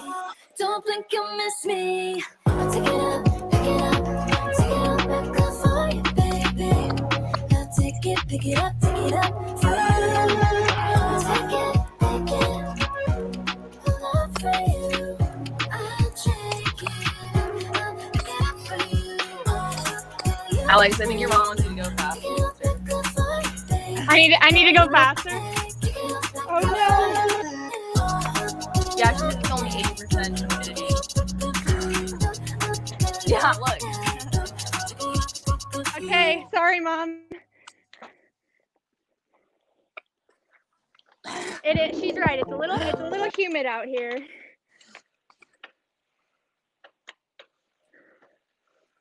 Are you there, Ellie? Oh. Hey, ladies, There how's you it go. going? It's good. I'm in Houston, and it's pretty humid here.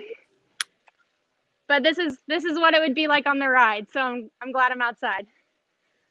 That's true. Glad you're getting the full experience. Well, while y'all are riding, we also wanted to bring in Shivani. She's going to be riding outdoors. As we mentioned earlier, she had a little bit of a technical difficulty getting started this morning, but she's ready to go now and is going to share with us a little bit about why she joined T4K and who she's riding for today. Hi guys, so I'm Shivani and I'm on Ozarks. Kind of a little bit of why I ride. I initially joined Texas 4000 for my privilege regarding cancer, and that none of my direct family has been affected by cancer, thankfully. A good handful of my friends at the time had a family member either struggling or had beaten cancer, and in many cases, though, a commitment like Texas 4000 just seemed out of the question for them. And so I felt like I was riding for them. And so that being said, I really applaud my teammates who have made this commitment despite all the other challenges that come with being a caretaker. But kind of my reason for riding has changed through like the journey of Texas 4000 this last year and a half. I've carried with me so many stories from my teammates and beautiful why rides and just like individual conversations or through volunteering.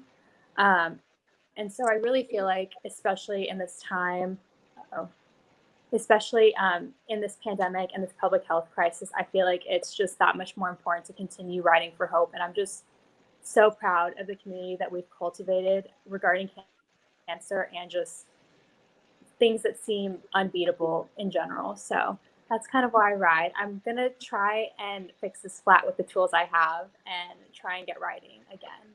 But thanks for checking in with me. Yeah, thanks so much for sharing with us. We're excited to hear an update from your ride later. Hopefully you can get that tire fixed and hit the road. Where do you plan on riding today? What's that? Where do you plan on riding today? I think I'm going to do Shoal because honestly, that's the only route I can remember well. And I'm a little afraid to, because I'm directionally a little impaired. So that's the only one I trust myself with for now. But I think as the weeks go on, I'll try and do some longer rides. Awesome. Well, enjoy your ride. Good luck with that tire, and we will talk to you later. Thank you. Bye. Bye, Shivani. I think Ellie's having some technical difficulties. Oh, there she is.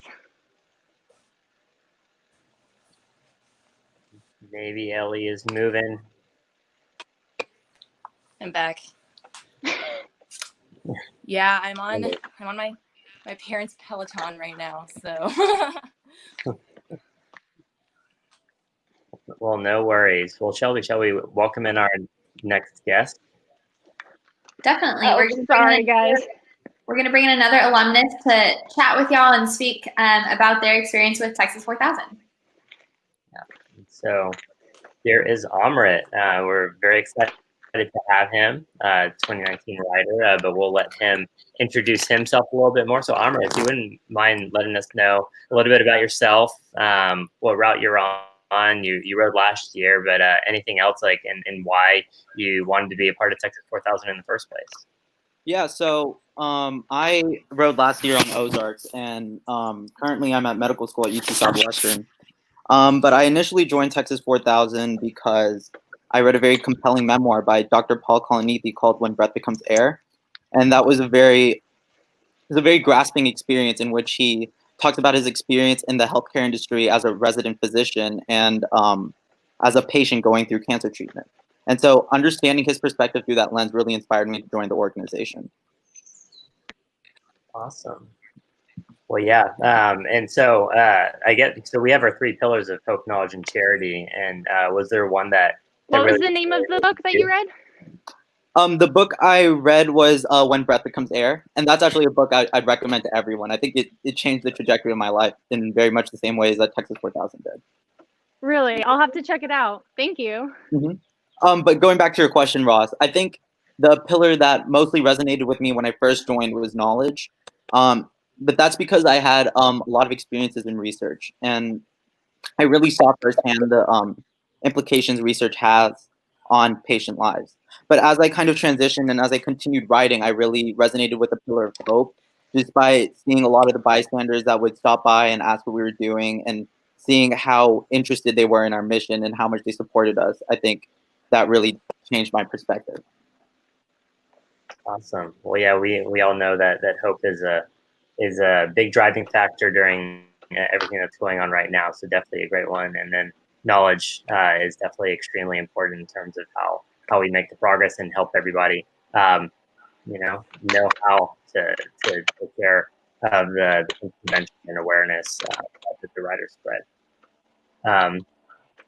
And so throughout your time in Texas 4000, whether that was as a writer or after you've served in multiple positions and everything, would you mind kind of filling us in your various involvements with Texas 4000? I'm sorry, could you repeat that again? Would you mind filling us in with your various involvements with Texas 4000, both as a writer and since? Right. So when I was in the program, I first served as the volunteer coordinator, and then as we transitioned into actual writing, I became the equipment and gear chair for the Ozark route. And I actually really enjoyed that because I came in kind of not knowing a lot about bikes and trailers. And Ross, you could probably attest to this, but I got to change my first tire on a trailer, which I thought was really fun and interesting. And that actually proved to be a very valuable experience because during the ride, I actually had to change a flat with a couple of other riders on the trailer. Since then, I've joined the grants committee and I'm on the alumni council, so I can continue helping support the mission. Awesome. And what would you say kind of drove you to stay involved as much as you have since finishing Texas 4000?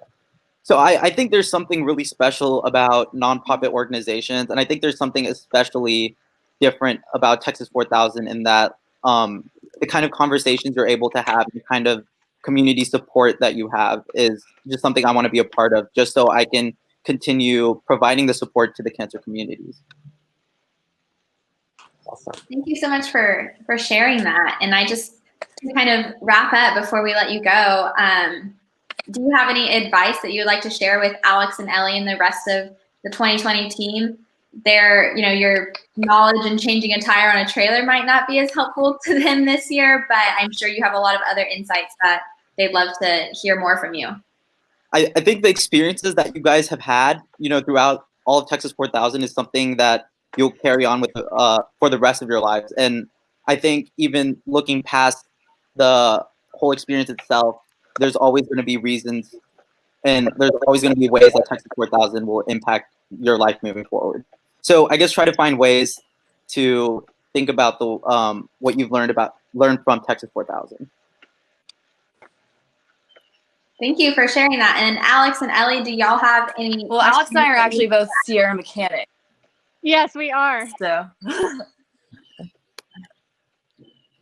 Awesome. So you guys know a thing or two about changing tires. Well, like I was saying, we're both mechanics, so we get the whole gear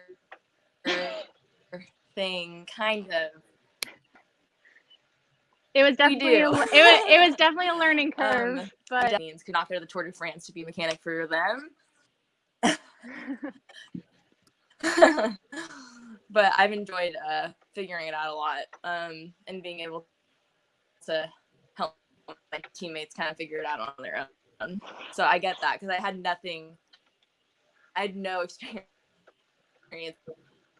with bikes at all. But I think part of the reason why I wanted to be a mechanic is because my boyfriend was actually a mechanic for the Sierra 2018 ride, and I remember him trying, I don't want a man explaining to me how to use my bike, so then I decided to figure it out. So it's been kind of a fun, challenging journey, but it's been a lot of fun. Yeah, I think you can learn so much from Texas 4000. It's great.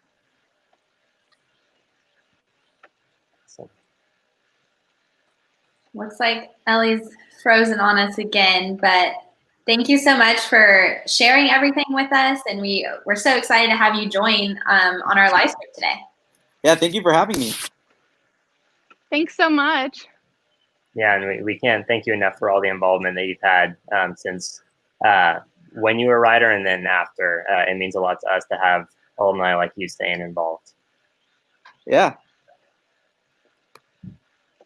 Awesome. Well, we will let you go. Oh, Sorry, Ross. I Amanda? don't think I can hear you. What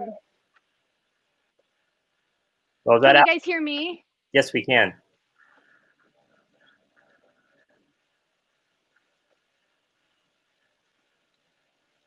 Looks like Well, Alex Alex, we're going to let you keep riding. We'll check in with you a little bit, and hopefully Ellie will be back online with you. Great.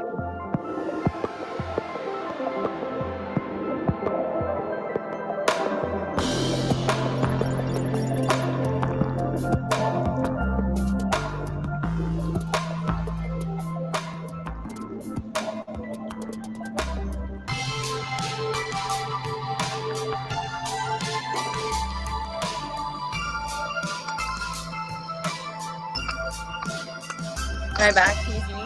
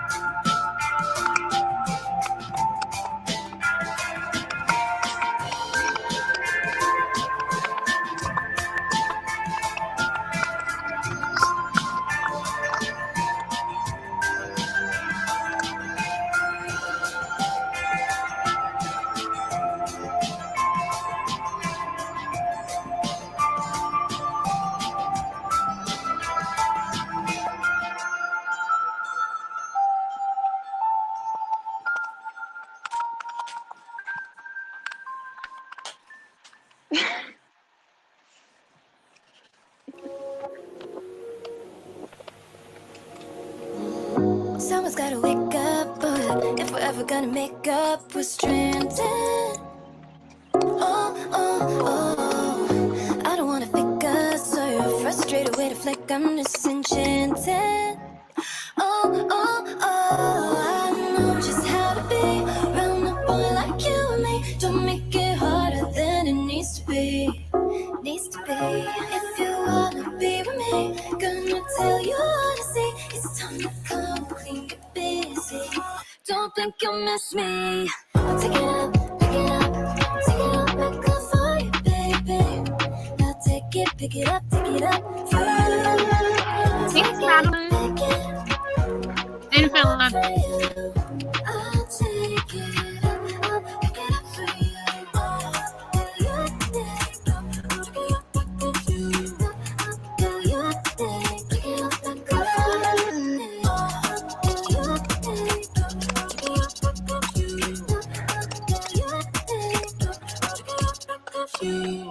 I'm not gonna Aw, wait up on you. I'll get to work to interrupt the Hey, Ellie. shaking. Are you having some technical difficulties? Won't stay if you're gonna make it off for nothing. No, I'm taking time to trust. Oh, I know just how big round the ball like you and me. Don't make it harder than it needs to be. Needs to be. You wanna be with me? Gonna tell you. That's definitely it, Colin. That's definitely true. Don't blink, you'll miss me. IG. Take it up, pick it up, take it up, back up for you, baby. Wait, Mom, no. Pick it up, take it up. The internet's not working. Not you. Oh, no. I'm not lying.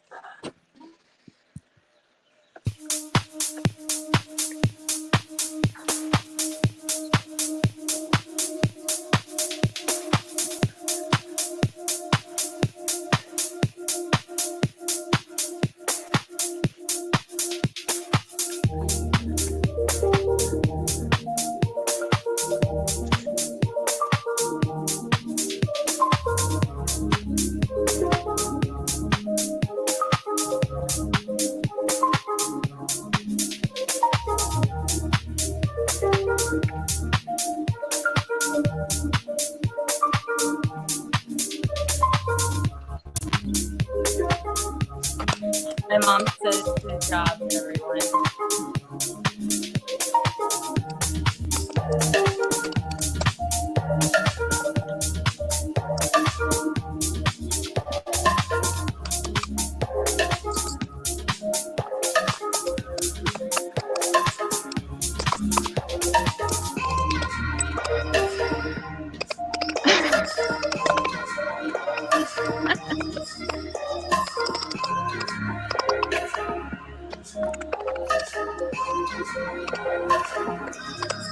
Thanks, Megan, Melissa. That's what I'm trying to do.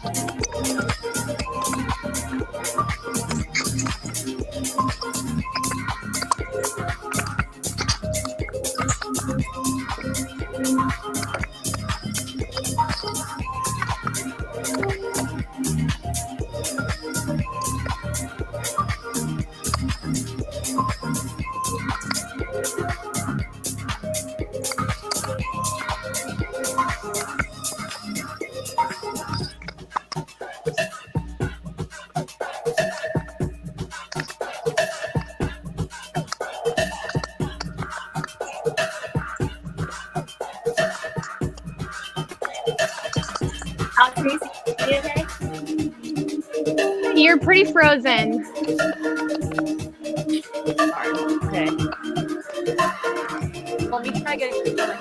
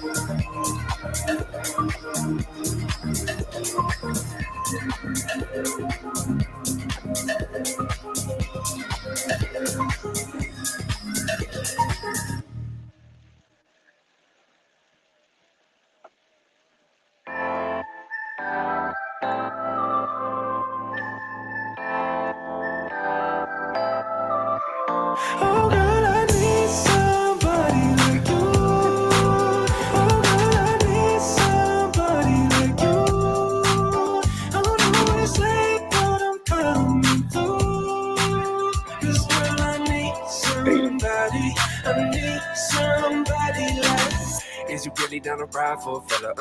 Is you really down to ride? Yeah, it's been a little while since we met up, but something changed my mind. Yeah, maybe it's the dreams got me tripping. Maybe got a little buzz. Took a little time just to figure out that ain't what it was. Oh, oh, yeah, yeah. You got me feeling it, oh, oh, yeah, yeah. Don't know what else to say, oh, oh, yeah, yeah. Just say you feel it too, and girl, I'm on my way. Oh, girl, I need somebody like you. Oh, girl, I need somebody like you. I don't wanna say, but I'm coming through. 'Cause girl, I need somebody. I need somebody like you.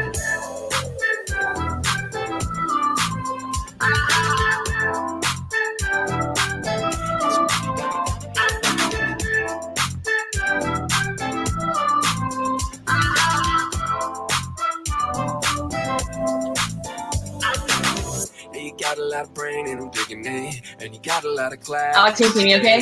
You gotta let me I can hear you, but your video's gotta let me- frozen.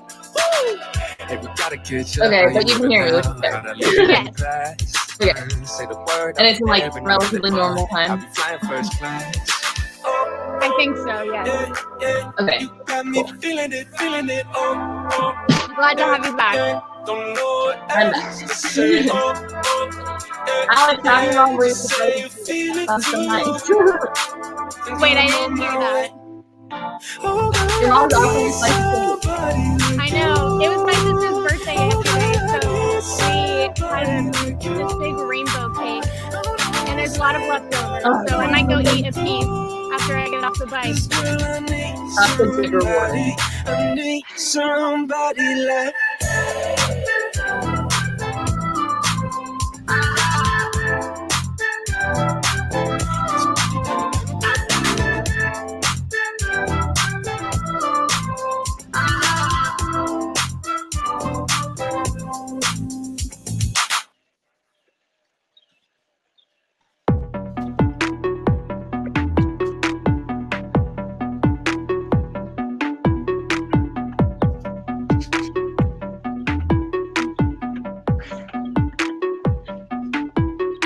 I'm trying to walk slow. We move so fast, it's all a blur.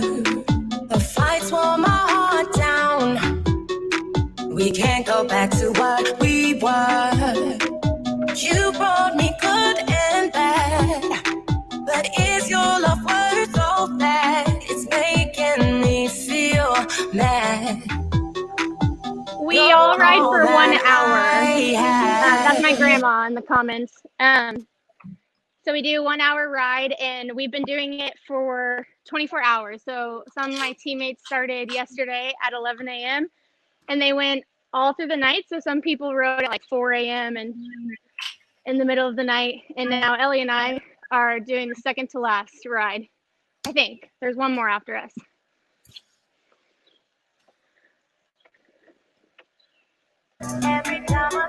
I'm trying to walk slow. We move so fast, it's all a blur. The fights wore my heart down. We can't go back to what we were. You brought me good and bad, but is your love worth all that? It's making me feel mad. You're all that I have. Every time I take one step forward, I take two back with you. Every time I take one step forward, I take two back with you, you.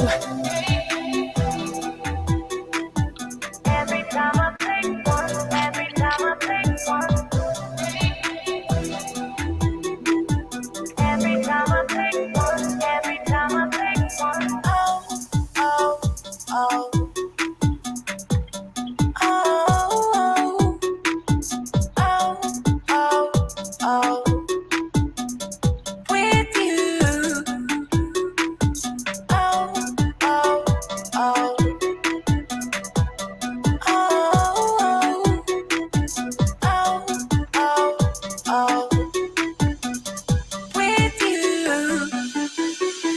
I'm trying to walk slow. We move so fast, it's all a blur. The fights wore my heart down. We can't go back to what we were. You brought me good and bad, but is your love worth all that? It's making me feel mad. Alex, have you been doing any solo rides on your All own? that I have. What, Ellie? Have you been doing any solo rides on your own? I have. I really miss riding with the team, but I've been riding around my neighborhood on my own. Yeah. I've been. Have you, Ellie? Yeah, I've been scenic a couple times, which is like honestly pretty hard, even though it's just like in Perrytown. It's kind of like a hilly area, but I've enjoyed it. And then Shaman, the 2018 rider, for those of you who don't know, took me on Round Rock, but I guess like their version, like the 2018 version of Round Rock, like it's a slightly different route, and I almost died. It was so much harder. It was really fun, but I don't know why it felt a lot harder to me, but it also could just been because I hadn't ridden for a while. It was also like the first time I'd really ridden outside when it's hot. But he was a really good sport. Like, he is. He's definitely a better cyclist than I am, but he was like, it's okay, don't worry about it. And I felt so bad. I was like, no, go ahead. And then I've ridden Shoal with my parent or with my dad. It's like super into cycling and is also a better cyclist than I am. But that's been fun. And then my nephew, who's 3, just learned how to bike without training wheels. He never even used training He's only 3, and he's biking without training wheels. He never even, I guess what they're doing with little kid bikes now is they don't have training wheels even at all. They just don't have pedals is how they start. So like the little kids kind of like run with the bike. Yeah. And then they add the pedals. And like, he just like bikes around like a tiny human man. So I've been biking with him, which has been very exciting. And his dad was actually 2006 Sierra RT. So hopefully we're breeding another generation. Yeah, it sounds like a little T4K rider in training. Yeah, hopefully we're passing it down through the family. I'm just convinced that like he doesn't even really like know that I bike. He just knows that Seamus bikes because he's like obsessed with Seamus. And he's like, Seamus, how's Alaska? And I'm like, I'm the one training. But so yeah, I've been biking with him a little bit. He's definitely, his legs are a lot shorter than mine, so he's a little bit slower. So I can keep up with him, which is good. He makes me look really good. But yeah, I've done some solo rides. It's really strange going from riding in like a group to riding by yourself. I feel like it's so much more different than I would have expected. I know, Not having your and teammates it's like, there to cheer you on. I know, and it's like like I'm just sitting in silence with myself a lot. So like offers like a lot of. Usually I'm like talking and chatting with people in my group, but it's definitely different. I also, it's like interesting biking by myself and seeing like other like professional cyclists around Austin. And I was like, hey, because it's like they'll zoom past me, and I'm like so obviously not on their level. So it's like, hey guys, what's up? Yeah, I've been there. They like zoom past me. I know, and I'm like, sorry. And like I feel so bad when they get like caught behind me in like bike lanes or whatever, and like I'm trying to go as fast as I can, but I'm like, just go, just pass me. So I feel like the main people who I like ride by now are like just like little kids and their parents, which I can do. I wish I had a nephew to ride with. I gone know. on my dad and brother have mountain bikes, so we've gone on like little rides around, but they don't come with me out on the road. Yeah, for a long distance. Yeah, I like riding with my dad a lot and my mom and Seamus, but I think those are like the funnest to ride with because when I'm with him, we're not doing hills really, pretty flat. So It's usually just pretty fun. He fell off his bike for the first time last week, and it was very dramatic, but he's okay. But it was he fell on a curb, and he was convinced that he broke both of his legs. Did not, and he's fine. But he now pretends to walk with a limp, and we're like, "You're okay. You definitely don't need to walk with a limp." But a limp on both legs, so he just kind of and we're like, you just kind of fell. It's okay. But I think he thinks it's cool that he kind of got tussled up a little bit. But ironically, on the same day that he fell, I tried roller skating for the first time, and I also fell. Was roller skating fun? Oh my! It was so hard. I thought that because biking teaches you balance and stuff, I was like, oh, this will be fine. And my mom and I went to a flat parking lot, and maybe 2 minutes in I fell and I put open my knee, and it was not great. And my mom, I just started laughing so hard.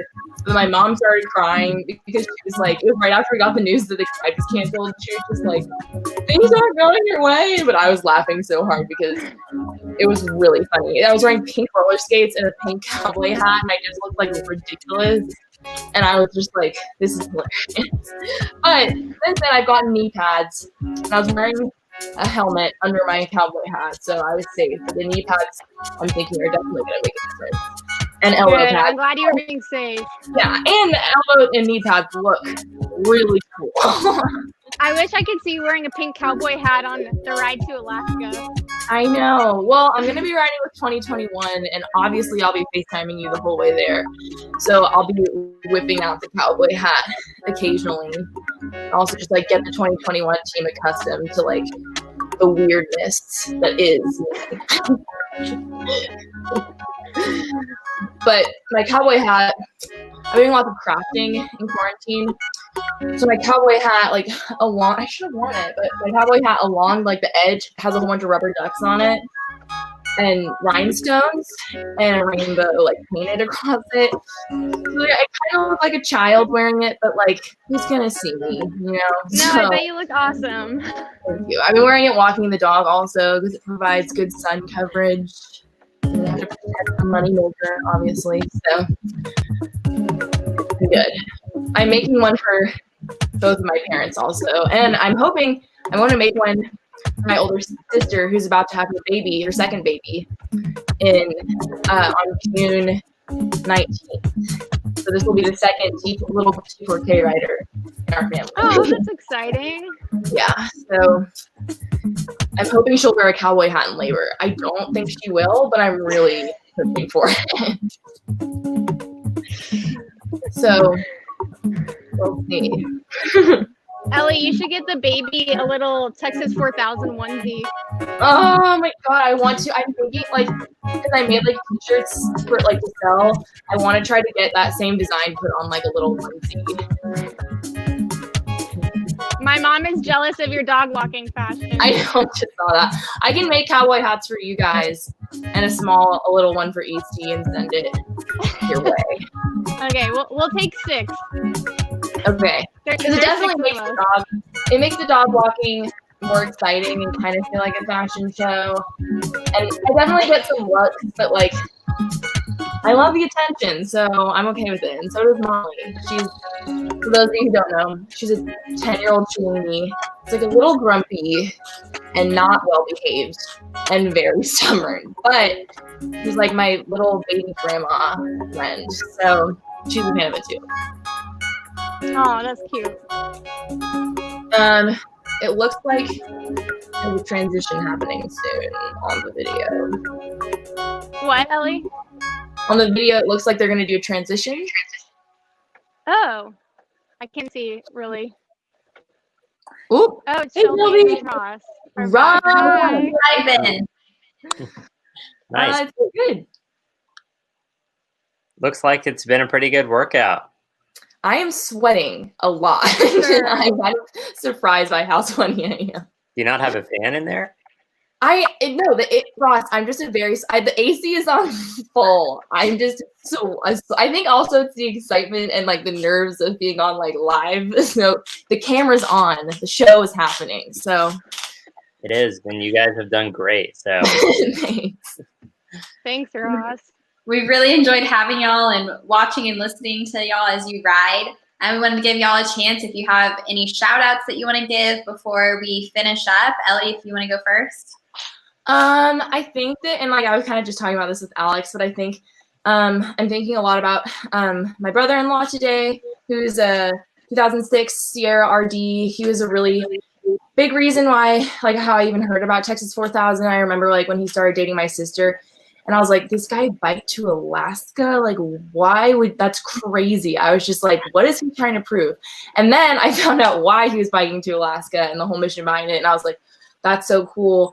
I need to do that. So I was actually in school in California for my freshman year, but a large part of the reason why I transferred back to UT is because I really wanted to do Texas 4000. So thinking a lot about Jeffrey today, and my sister, who, as I mentioned earlier, is due for a baby soon. So introducing another tiny cyclist to the Rudy Schwartz clan. So just thinking about them today. Awesome. Well, thanks for sharing that with us. Alex, did you have any shout outs that you wanted to give? Yes. First of all, thanks, Ellie. I loved riding with you. I'm always riding for you. Ellie's one of everyone's my favorite, but I love Ellie and I love riding with her. And I just wanted to make sure I told everyone watching and everyone on the 2020 team that I'm riding for them. I talked about this when I first got on, but the reason I joined Texas 4000 was the Pillar of Knowledge, and the travel team and the RDs and ARDs and everyone has been working so hard to make sure that we can still interact with communities and that we're being safe and still spreading that knowledge and awareness, even though we can't go on the ride. So I'm just so thankful for them to have them on my team, and I'm always riding for them. And I'm just really grateful that I got to be a part of this team. Thanks for sharing that, Alex. And we're really grateful that you're on the team and riding with us today. Y'all did an amazing job of being with us this morning as we were rounding out our 24 hours. So we're going to let y'all go and finish up your ride. We're going to hear a little bit more from our sponsors before we bring in the last group of riders to round out the 24-hour virtual ride. Just remember, if you have any ride dedications that you want to share, drop them in the comments, and we'll be sure to have our riders ride for the people in your life. Also, keep following us on social media and at texas4000.org so you can keep up with what the 2020 team is doing over the next month as they take on their virtual ride. And just ride with us. If you're out riding, if you're walking, if you're running, let us know, tag us, use our hashtag so we can stay up to date with all the people who are also riding with Texas 4000. Woo! Awesome. Thanks, guys. Thank you for everything that you did this hour.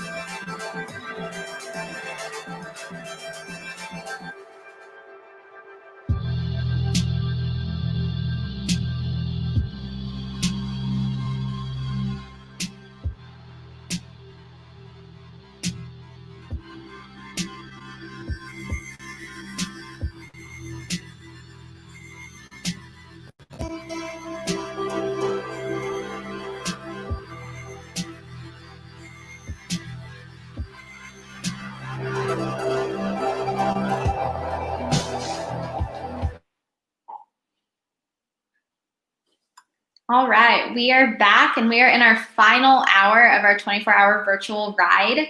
So we are very excited to introduce 2 more riders who are going to be rounding out this event for us. And we're very excited to bring on Mary Grace and Madison.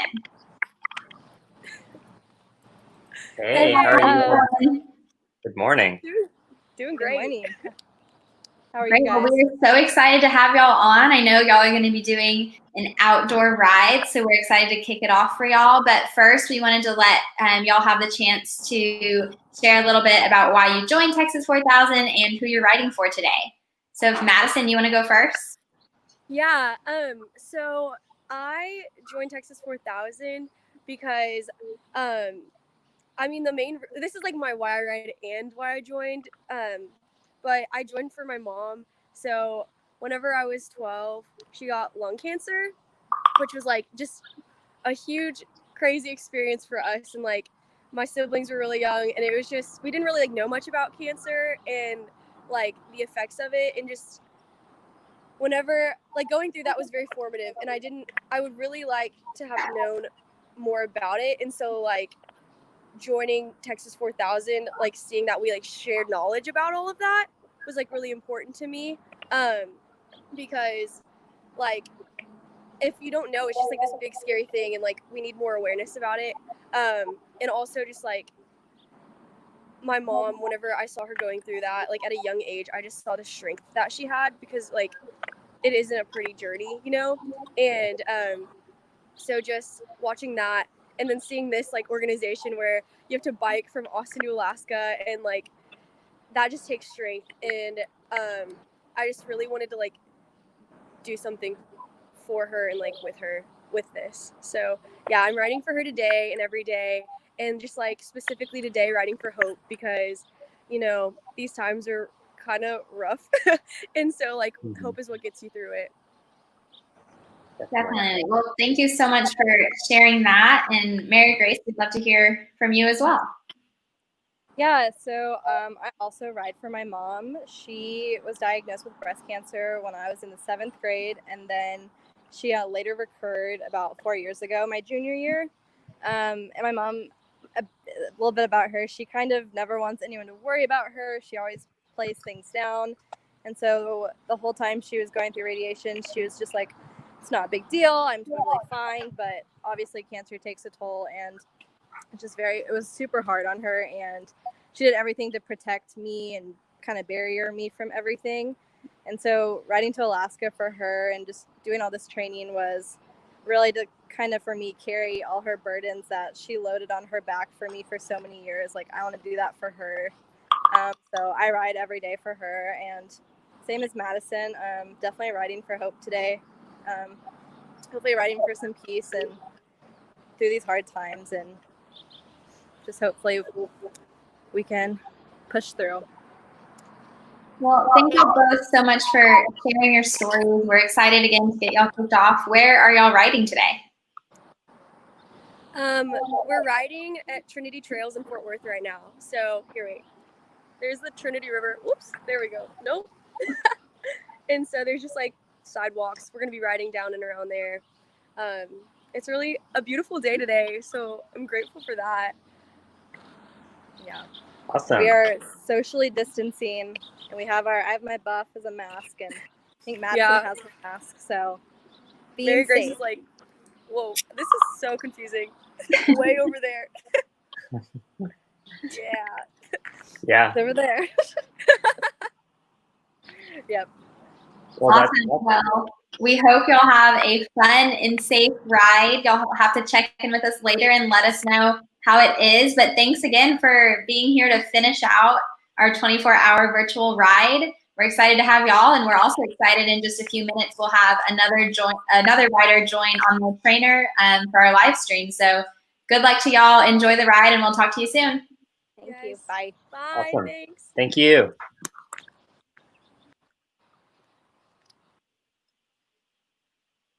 Great. And Shelby, we'll have another rider joining us shortly, you said? Yes. If those of you who are watching remember from this morning, Lindsay was on, and she's going to join us again. So in just a few moments, she will be back on her trainer and ready to round out our 24-hour ride on our live stream. Awesome. And I will say that it's pretty wild to think that we're here. It's the last hour of this, and that the riders started this 23 hours ago, and in an hour they will have completed this with somebody, at least one person from their team, riding during every hour. And that's pretty inspiring to me. Definitely. And it's just more than 24 hours worth of work and riding has gone into this, because we've had, hours where there's been 4 riders. So everyone is pedaling hard in the fight against cancer, and we're excited for that to continue. And we're excited for our Clip Out Cancer event that will happen at noon today. You can tune in for that as well, where some of our riders will be shaving their heads or cutting and donating their hair in solidarity with cancer patients. Yeah, that's going to be a very exciting event later today. And so we hope that everybody tunes in for that to see the riders shaving or cutting their hair. And yeah, so I think that we have a video that we're going to show while we wait for this next rider. And so we will work on getting that teed up, and we will be back with you shortly.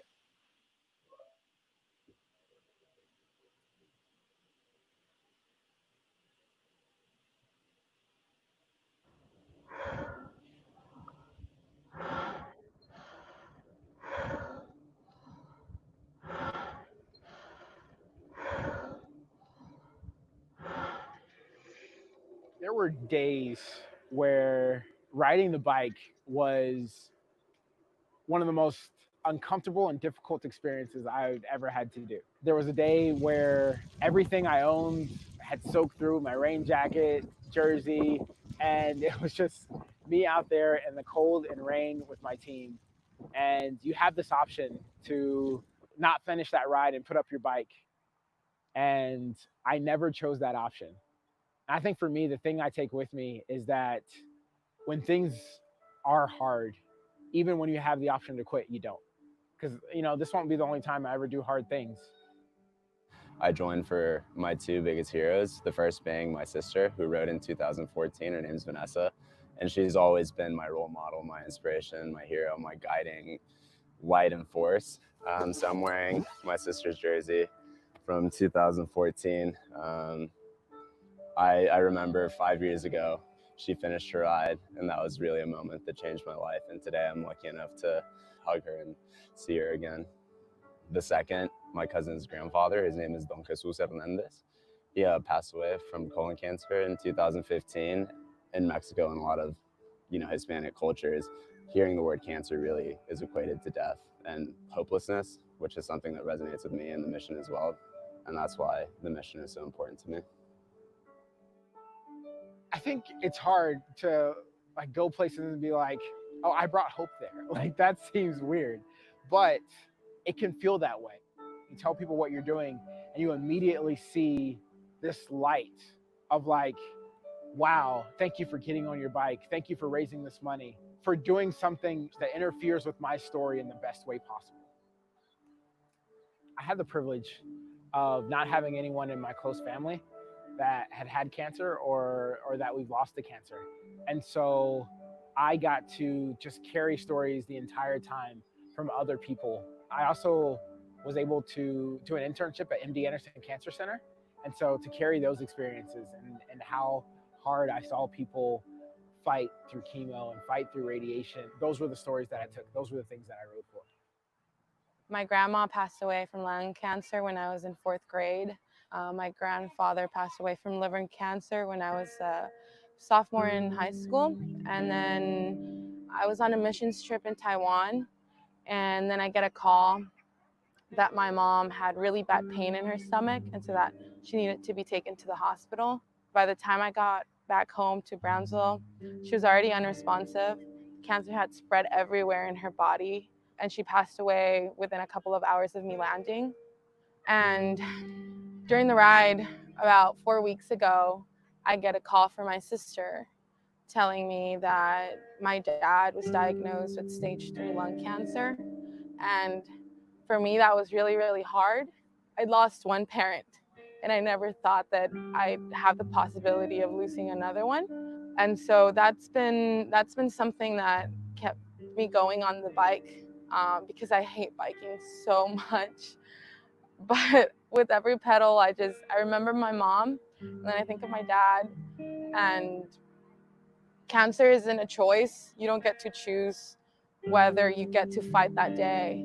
And so when I don't want to get on the bike, which is every day, I think of them, and they're the reason that I get up every hill, I get through the crosswinds, and they keep me going. I joined Texas 4000 to ride for my dad. He was diagnosed with metastatic prostate cancer when I was in 8th grade. He fought for 7 years, and then this past December, we found out that there were no more treatment options for his cancer and had metastasized. It was in his brain, in his spine, in his shoulder, and he was put into hospice in December and died December 27th. When I told him that I got into Texas 4000, he said his goal was to be here today. He wanted to see me across the finish line in Alaska. We got to have a finish line in Houston while he was in hospice, that my whole team came and crossed the finish line with me very symbolically. I could not have done this alone. I think one of the most powerful things that I learned is that you don't have to do this alone, that there are always people that will come and support you and love you. And it's not just me in high school where I'm like known as the girl whose dad has cancer. It was like these people understand in a different way, and they know what I'm suffering and what I'm struggling through, and they can be there for me in ways that other people can't.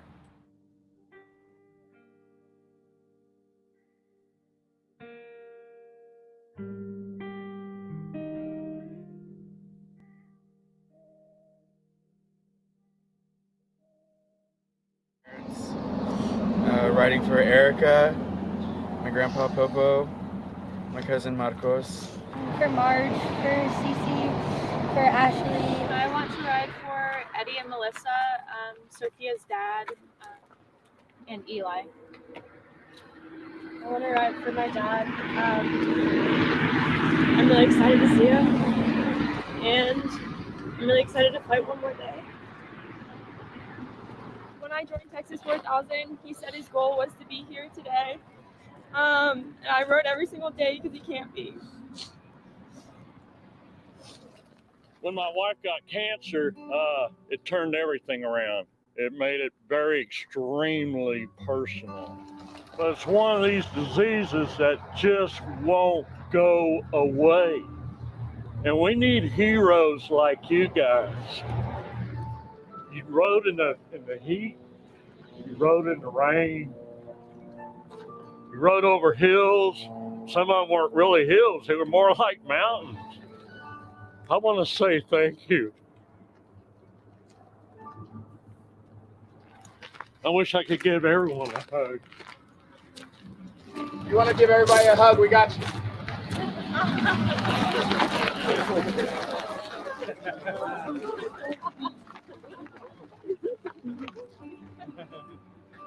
Hosts are great. I mean, just to show up somewhere and it be just apparent that somebody has been thinking about you and planning for you, it's just an amazing feeling to arrive to. We only see hosts for a day, but it matters so much in the scope of how we're able to succeed. We're here, it's the final day, and if I'm honest, I'm really scared. I feel like being on this journey is kind of living in this pseudo reality. And so once we cross that finish line, it's like you go back to your life. And I guess for me, it's having to go back home to my dad and cancer, and knowing that I won't be able to bike every day and carry that with me. So I'm pretty terrified, but I'm also have been feeling really empowered because I got over mountain passes. Like there's no freaking mountain in life that I won't be able to pedal through. I'm excited and I'm terrified, but that's how I felt in the beginning of the ride. And I'm here and I've made it to freaking Alaska, and in 30 miles I'll be at the finish line, so it'll be good.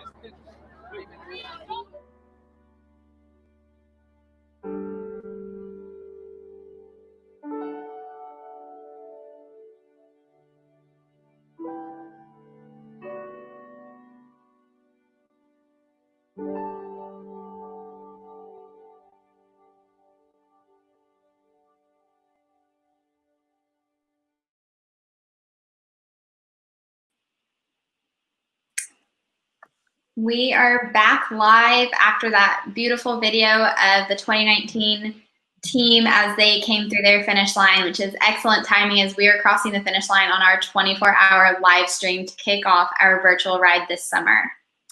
If some of you were tuned in early this morning, we had Lindsay who was live stream cycling then, and she is back.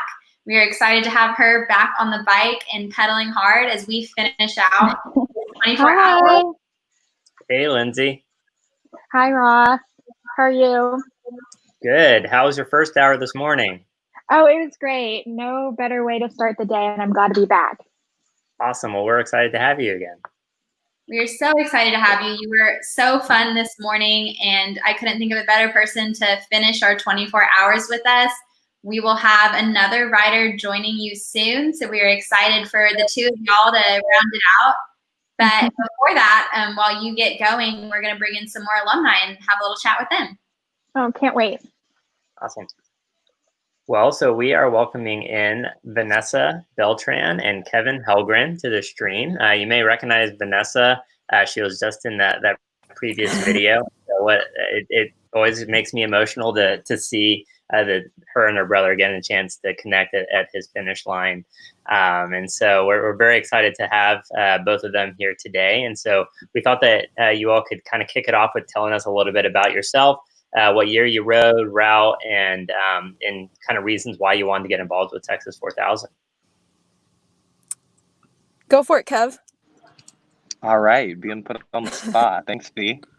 Hi, everyone. So good to be with you all virtually this afternoon. My name is Kevin Helgren, and I rode alongside Ross and Vanessa and 23, 24 other really incredible people on the Ozarks route in 2014. And I did the ride fairly young. I did it summer between my sophomore and junior years of school, wrapped up my time at the university, and moved up to Chicago in 2017, where I've been for the past few years. And I initially got involved in Texas 4000 for my grandfather, my mom's dad, who I lost to myelodysplasia, which is a rare form of blood cancer, my junior year of high school. And I remember so vividly when I got a Texas 4000 flyer my second week on campus, thinking to myself, I don't totally believe that people actually bike to Alaska, but if they do, it's something that I want to do for my papa. And, you know, as luck would have it, or as fate would have it, the last info session was happening that evening. So I went to the session, fell totally in love with the organization and its mission, called my mom on my way back to my dorm in Moore Hill and said, Mom, I think I figured out how I'm going to honor football in college. And to this day, Texas 4000 and its people remain so incredibly important to me and who I am. Awesome. Thanks, Kevin. Vanessa? Sure. My name is Vanessa Beltran, and I rode alongside Kevin and the rest of Ozarks in 2014. I did it between my junior and my senior year of college-ish. I took a long time to finish. I, love my first victory lap, so I took 2. But yeah, I loved it. It was the best experience of my life.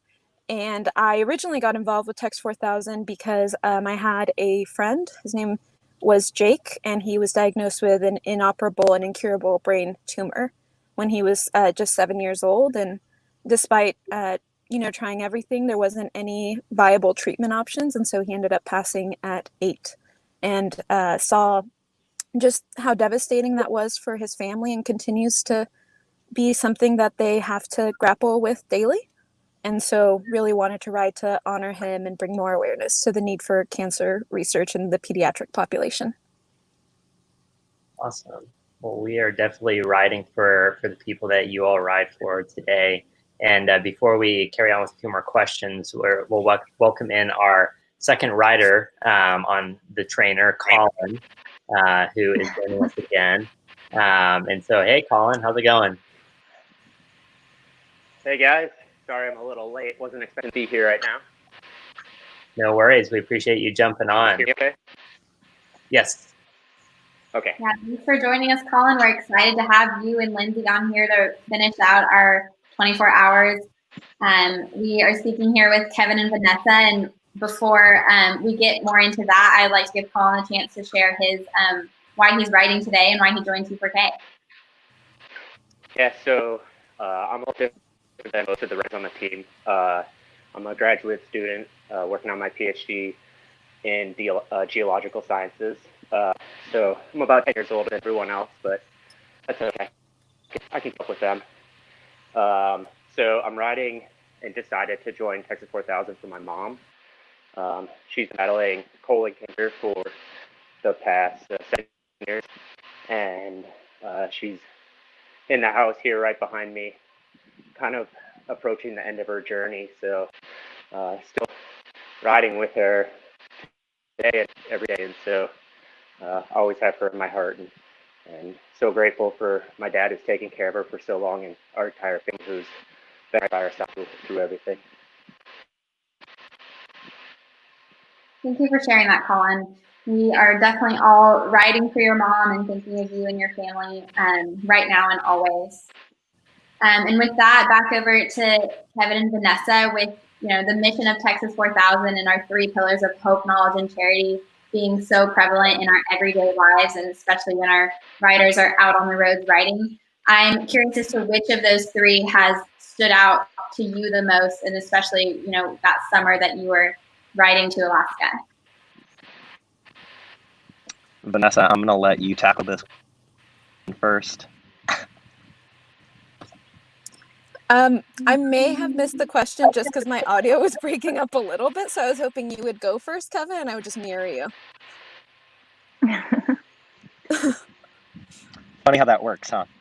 Sure, I'll take a stab at it. And it's funny, Shelby, I think at this point, all of the alumni have answered this question so many times that we could probably give each other's responses, which I think is a really cool and special part about Texas 4000. I think you heard when Vanessa and I introduced ourselves, we used the word initially when explaining why we got involved in Texas 4000. And that's because our reasons for riding become so much bigger and fuller and more robust as we get to know the stories and the lived experiences of our teammates. As far as the pillars are concerned, though, hope has always resonated with me really strongly, just because I feel like it's the foundation upon which everything else is built. Without hope serving as kind of the glue that binds everyone else together, be it a hope for remission, be it the hope for a cure, be it the hope for progress. everything else kind of stops in its tracks, right? And in the video that we were watching just before we jumped on, I really appreciated the note that was made about hosts, because I think that so much of the hope that fueled our summer ride was given to us kind of unexpectedly by complete strangers who were kind enough to welcome 27 rambunctious college students, was the case for Ozarks 2014, into their communities. And after a long day of riding, we were physically and mentally and emotionally exhausted. And when we didn't think we could go a second more without collapsing on a bed or on a sleeping bag or wherever we were sleeping that night, a host would come up and share with us in a really vulnerable way how cancer had reared its ugly head in their lives and why folks like us gave them so much hope. And it was those moments that kept, I think, our team going emotionally and physically throughout the ride. So hope has always resonated with me. For me, I think that on our team, and I think in my life now, I still continue to be the knowledge hype woman. Just because to me, having a viable treatment option, having the research available, having better knowledge as to what causes cancer disparities. So understanding, if there are viable forms of treatment for so many cancers, how do we get people in the door quicker? Why do some populations come and get regular checkups and some people just don't have access to that? And could that improve survival rates? And so that's one of the questions that continues to drive me in the degree that I'm seeking now in public health. And on our ride, as a dietitian and just as someone really committed to health promotion and cancer prevention, it was an honor to be able to share, what are some good strategies for, improving your health and making sure that you're in the best possible position, whether it's, immunologically or whether it's working on trying to prevent cancers with like knowable exposures. And so for me, I think that the pillar that I continue to identify the most with is knowledge. Vanessa doesn't like to share this, but she's getting her master's of public health at Harvard, which is like a pretty cool thing to say. Well, So, Kevin's Vanessa. ridiculous because he's about to go to Stanford for his MBA, so I don't want to hear any of it. All right. Well, no, that kind of Kevin kind of stole my thunder there. I was about to. Oh, sorry, Rob. Bring it on her own. And so I guess like we heard a little bit of it, but of course, Texas 4000 has a big impact on people's lives, and for both of you, like how did it impact you, and how did that lead you to where you are now, and what are you up to now? Vanessa, you're Okay, best positioned to answer fine. Well, to Kevin's point, I am currently in Boston. I'm just finished my first year of my MPH at the Harvard T.H. Chan School of Public Health.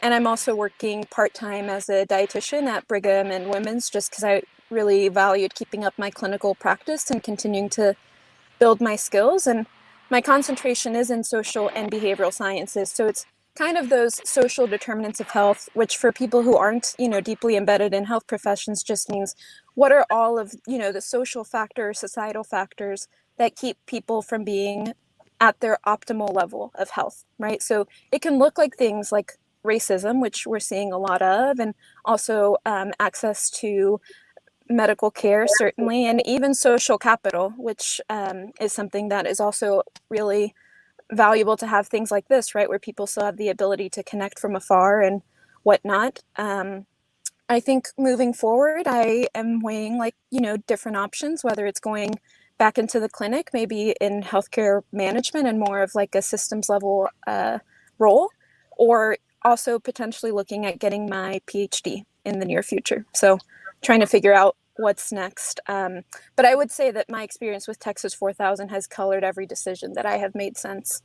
Not necessarily in the sense, a lot of alumni will tell you need to look for your next Alaska or find your next Alaska rather.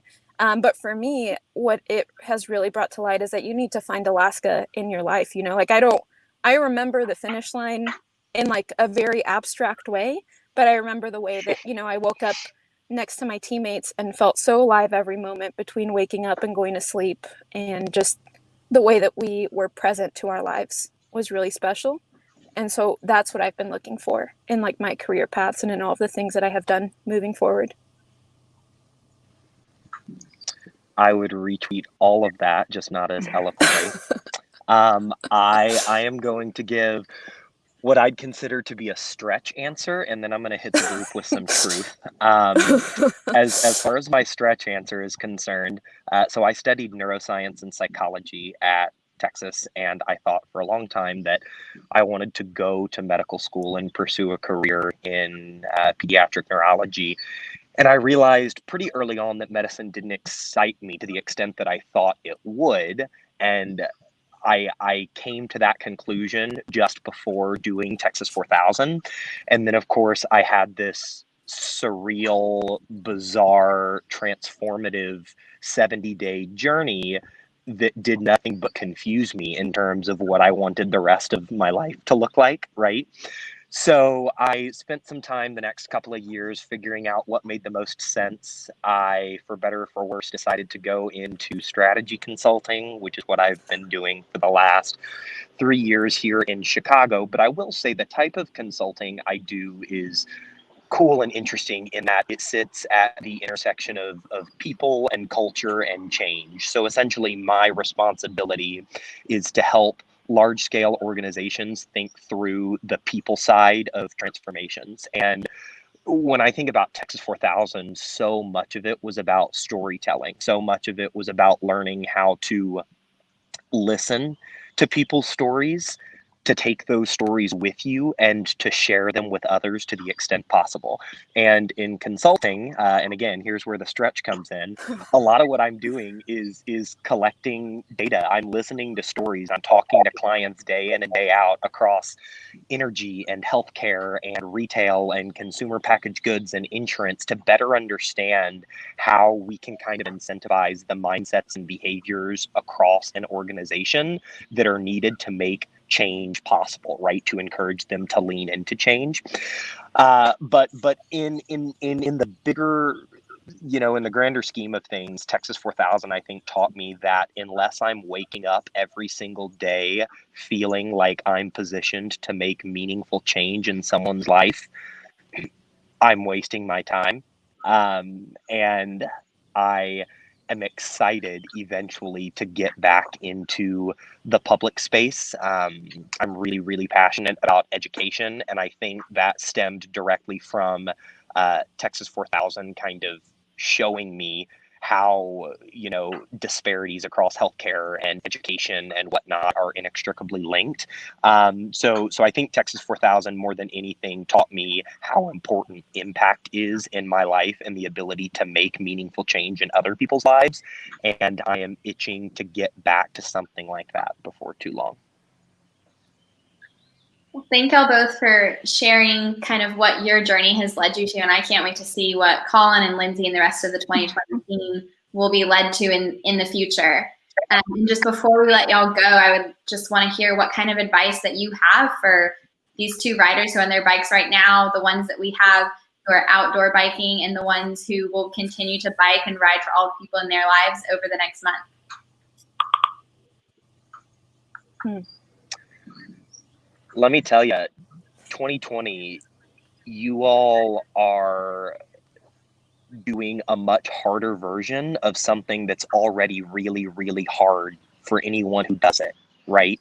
I think that everyone all around the world is grappling with, what it means to navigate a new normal. And I'll be honest, the first time that as the public health crisis that we're navigating started to come to the surface, the very first thought in my head was, what does this mean for Texas 4000?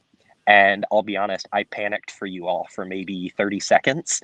And then I realized that there's no better group of young people more equipped to make something meaningful and memorable and transformative and impactful out of something that shouldn't be all of those things than you all. So I have so much respect and courage and admiration for every single person who is on their bike physically, metaphorically, emotionally, and I am really, really thrilled to see how you all go into your respective corners of the world and make that meaningful, palpable change in your own communities.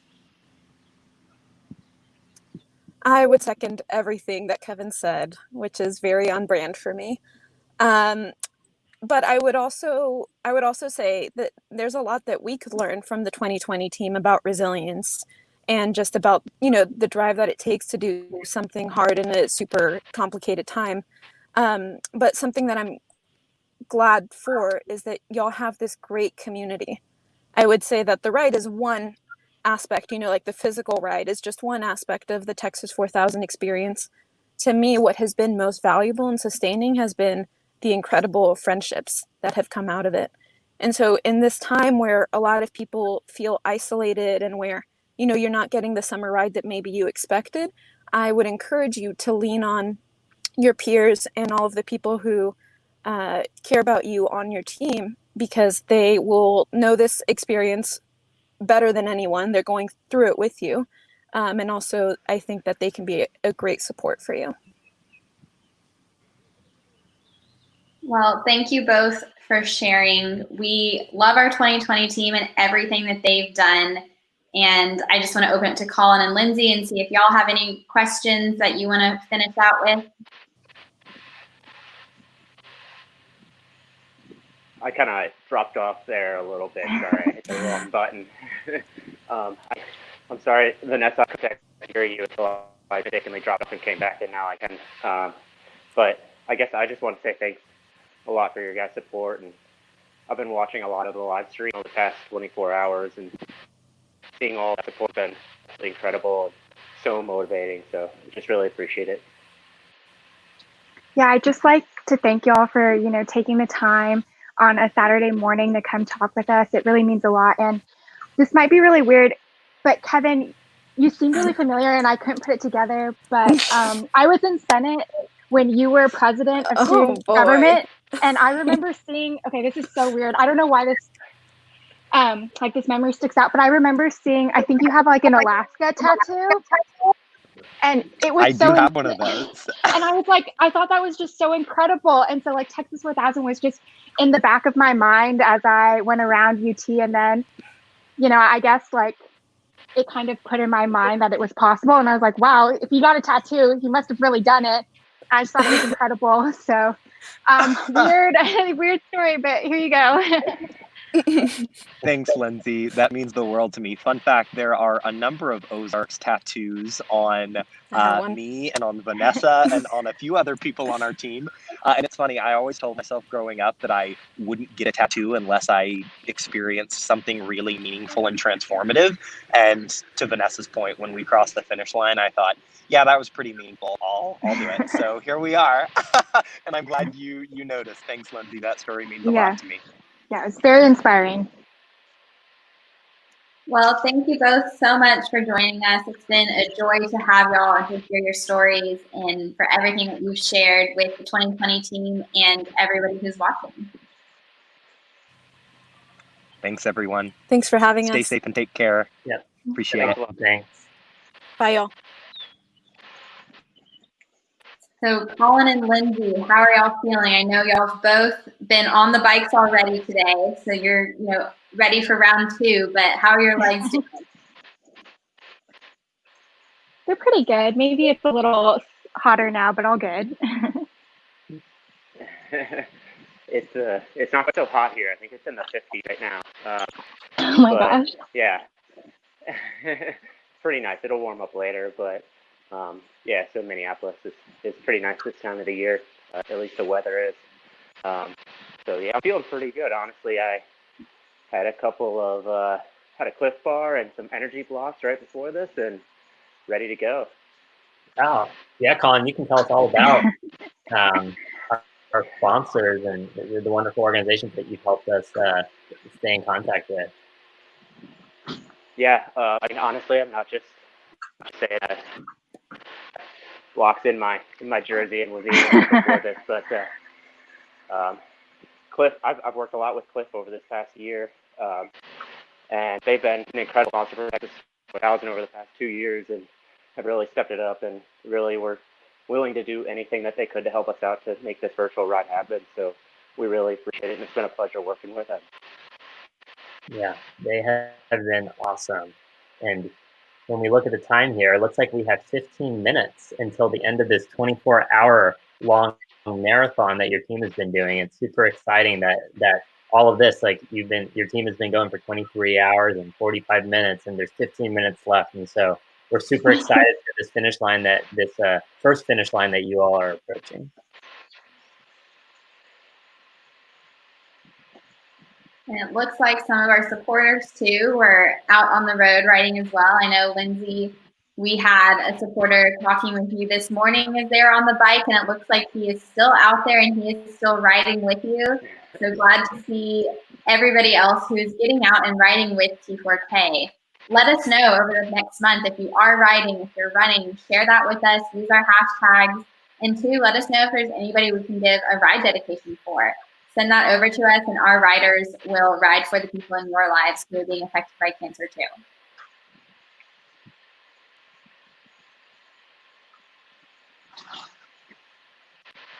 So we will let you go and let the music play for just a few minutes, but we'll be back shortly to kind of close things out. So I didn't get to say hi to Lindsay. Hey, Lindsay, I want you this morning. So, Aww. way to go. Oh, there's my dad. Hi, Dad. You You want to wave? They can see you. Yeah. Okay. I know just how to be around a boy like you and me. Don't make it harder than it needs to be. Needs to be. If you wanna be with me, gonna tell you all to see. It's time to come clean, get busy. Don't think you'll miss me. I'll take it up, pick it up. Okay. Bye, Dad. Good for you, baby. Now take it, pick it up, take it up. Take it, pick it. Love for you. I'll take it up, I'll pick it up for you.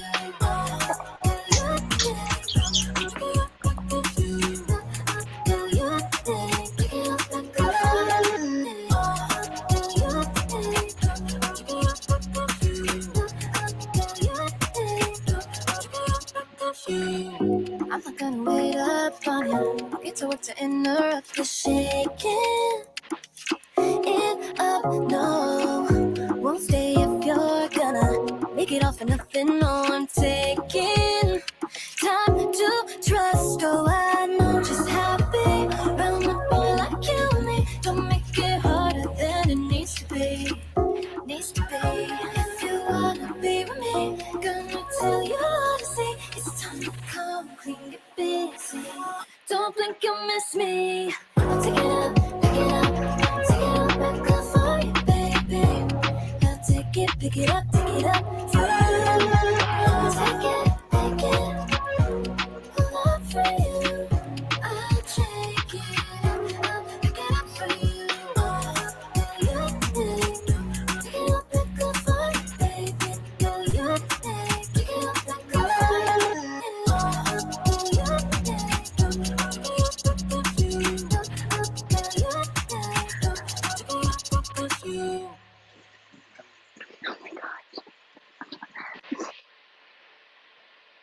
Thanks, Bryn. Definitely right for you and your dad as well. Love you guys.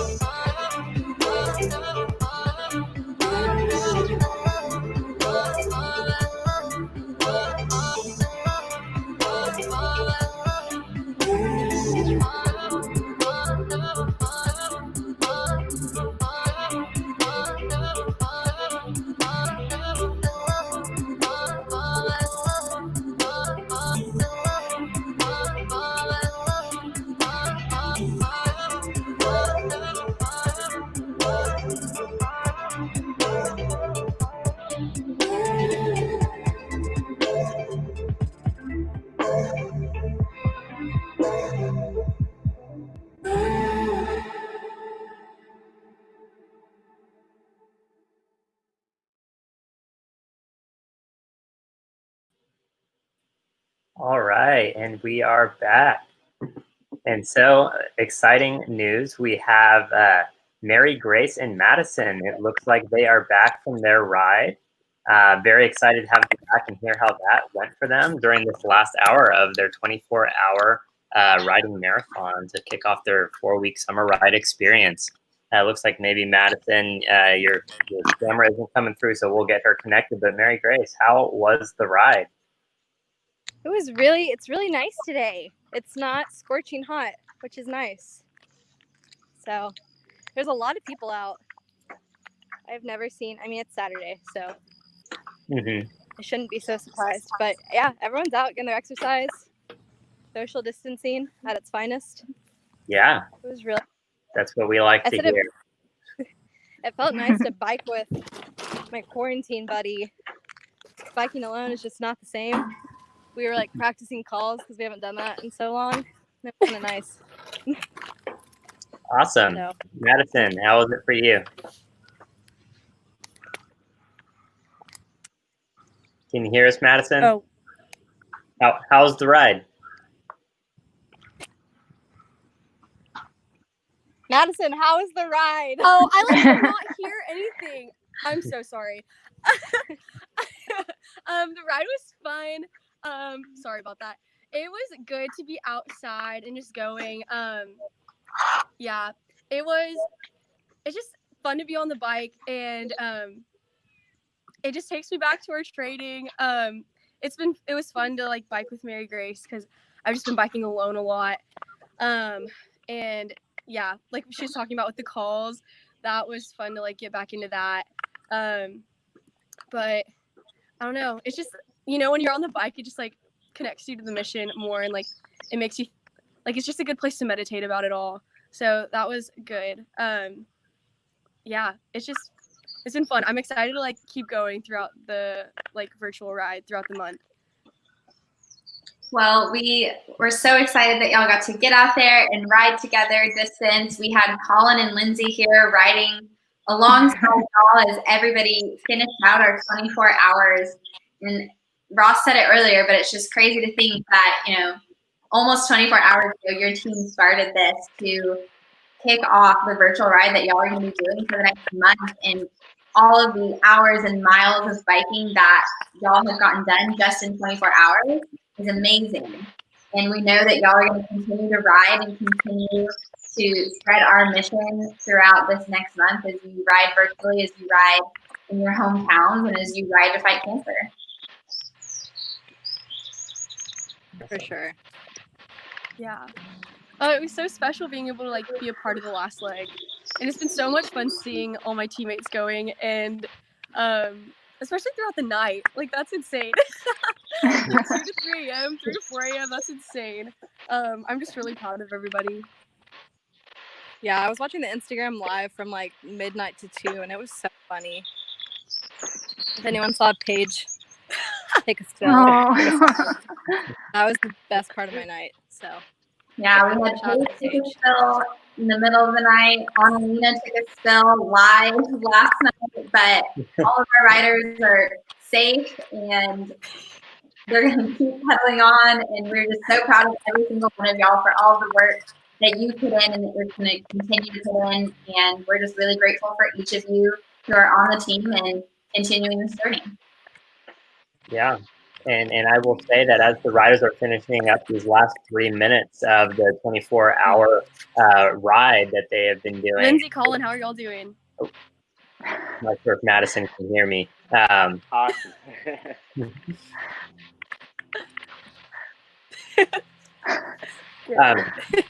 But as I was saying that as the riders are finishing this up, feel free to go to our website, texas4000.org. You can find more information about what they're going to be doing over the next month here. You can also donate there and just get a chance to hear more from the riders and go back and get a chance to see any of our future live streams as well. And it's been a wonderful experience seeing the riders all this time, and there's more to come for the rest of this month that we're very excited about. Yeah, and in just an hour or so, we're going to start our Clip Out Cancer event. Our riders will be shaving their heads or cutting and donating their hair. And solidarity with cancer patients. Is anybody who's on here live with us going to be participating? And the keeping Not the this brave. time. Not much left.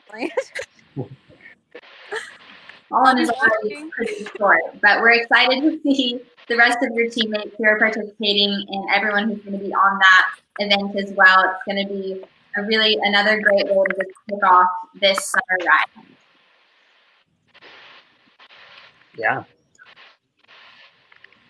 And so, riders, before we are done for the 24 hours, do you all have some shout outs for anybody to finish out the 24 hours?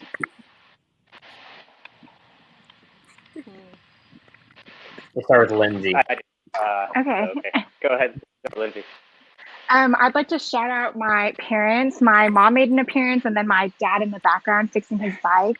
And then also, to the Texas 4000 staff, board, and all of the sponsors who've continued to support us despite the ride looking different and just being so willing to come up with an alternative ride. It really means a lot.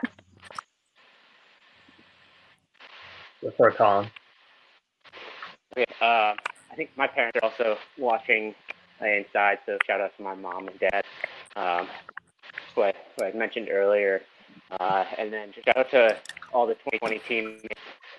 Honestly, when I started Texas 4000, I didn't think one of the things I would get it would be a support system, as I was kind of going through one of the toughest parts of my life. And so you all have been a huge help for me, and I don't think I can thank you enough. So I'm so happy to be able to do the virtual ride with you guys and have our friendships for forever.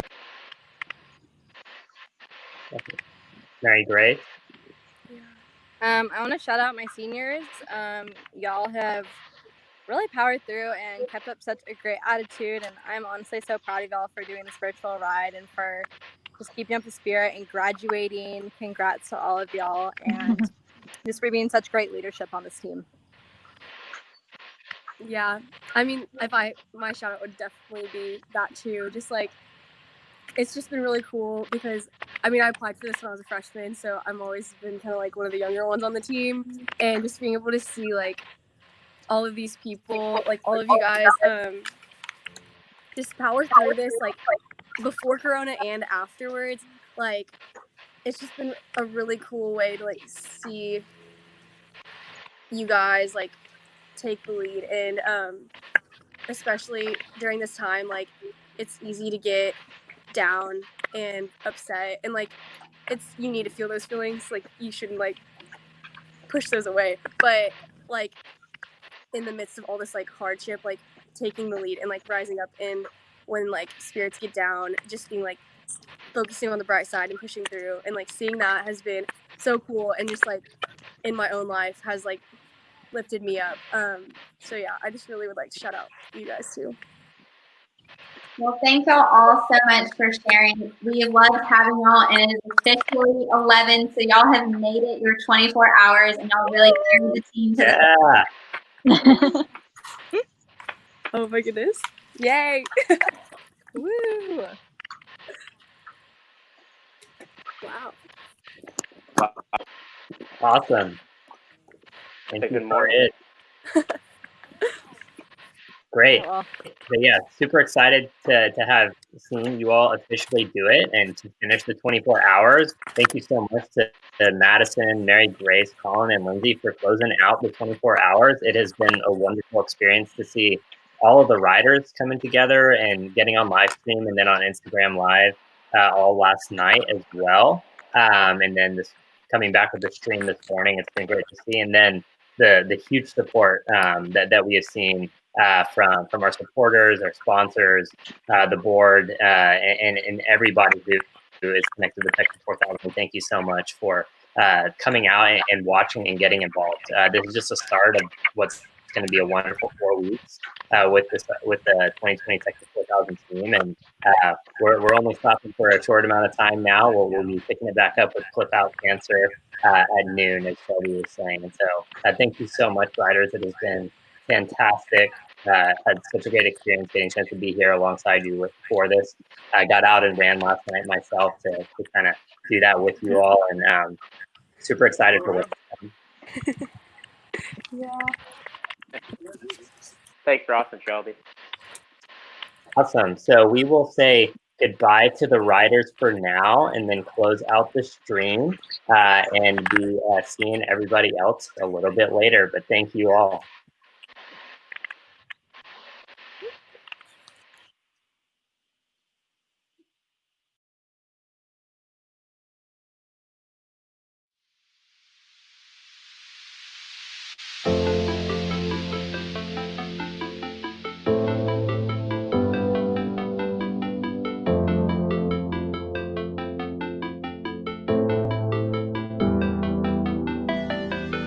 We always run to catch the moment. I can't stop praying. Nobody can stop me, I'm running. I'm only falling. You don't need holding. I'm only falling. Just enjoy the moment.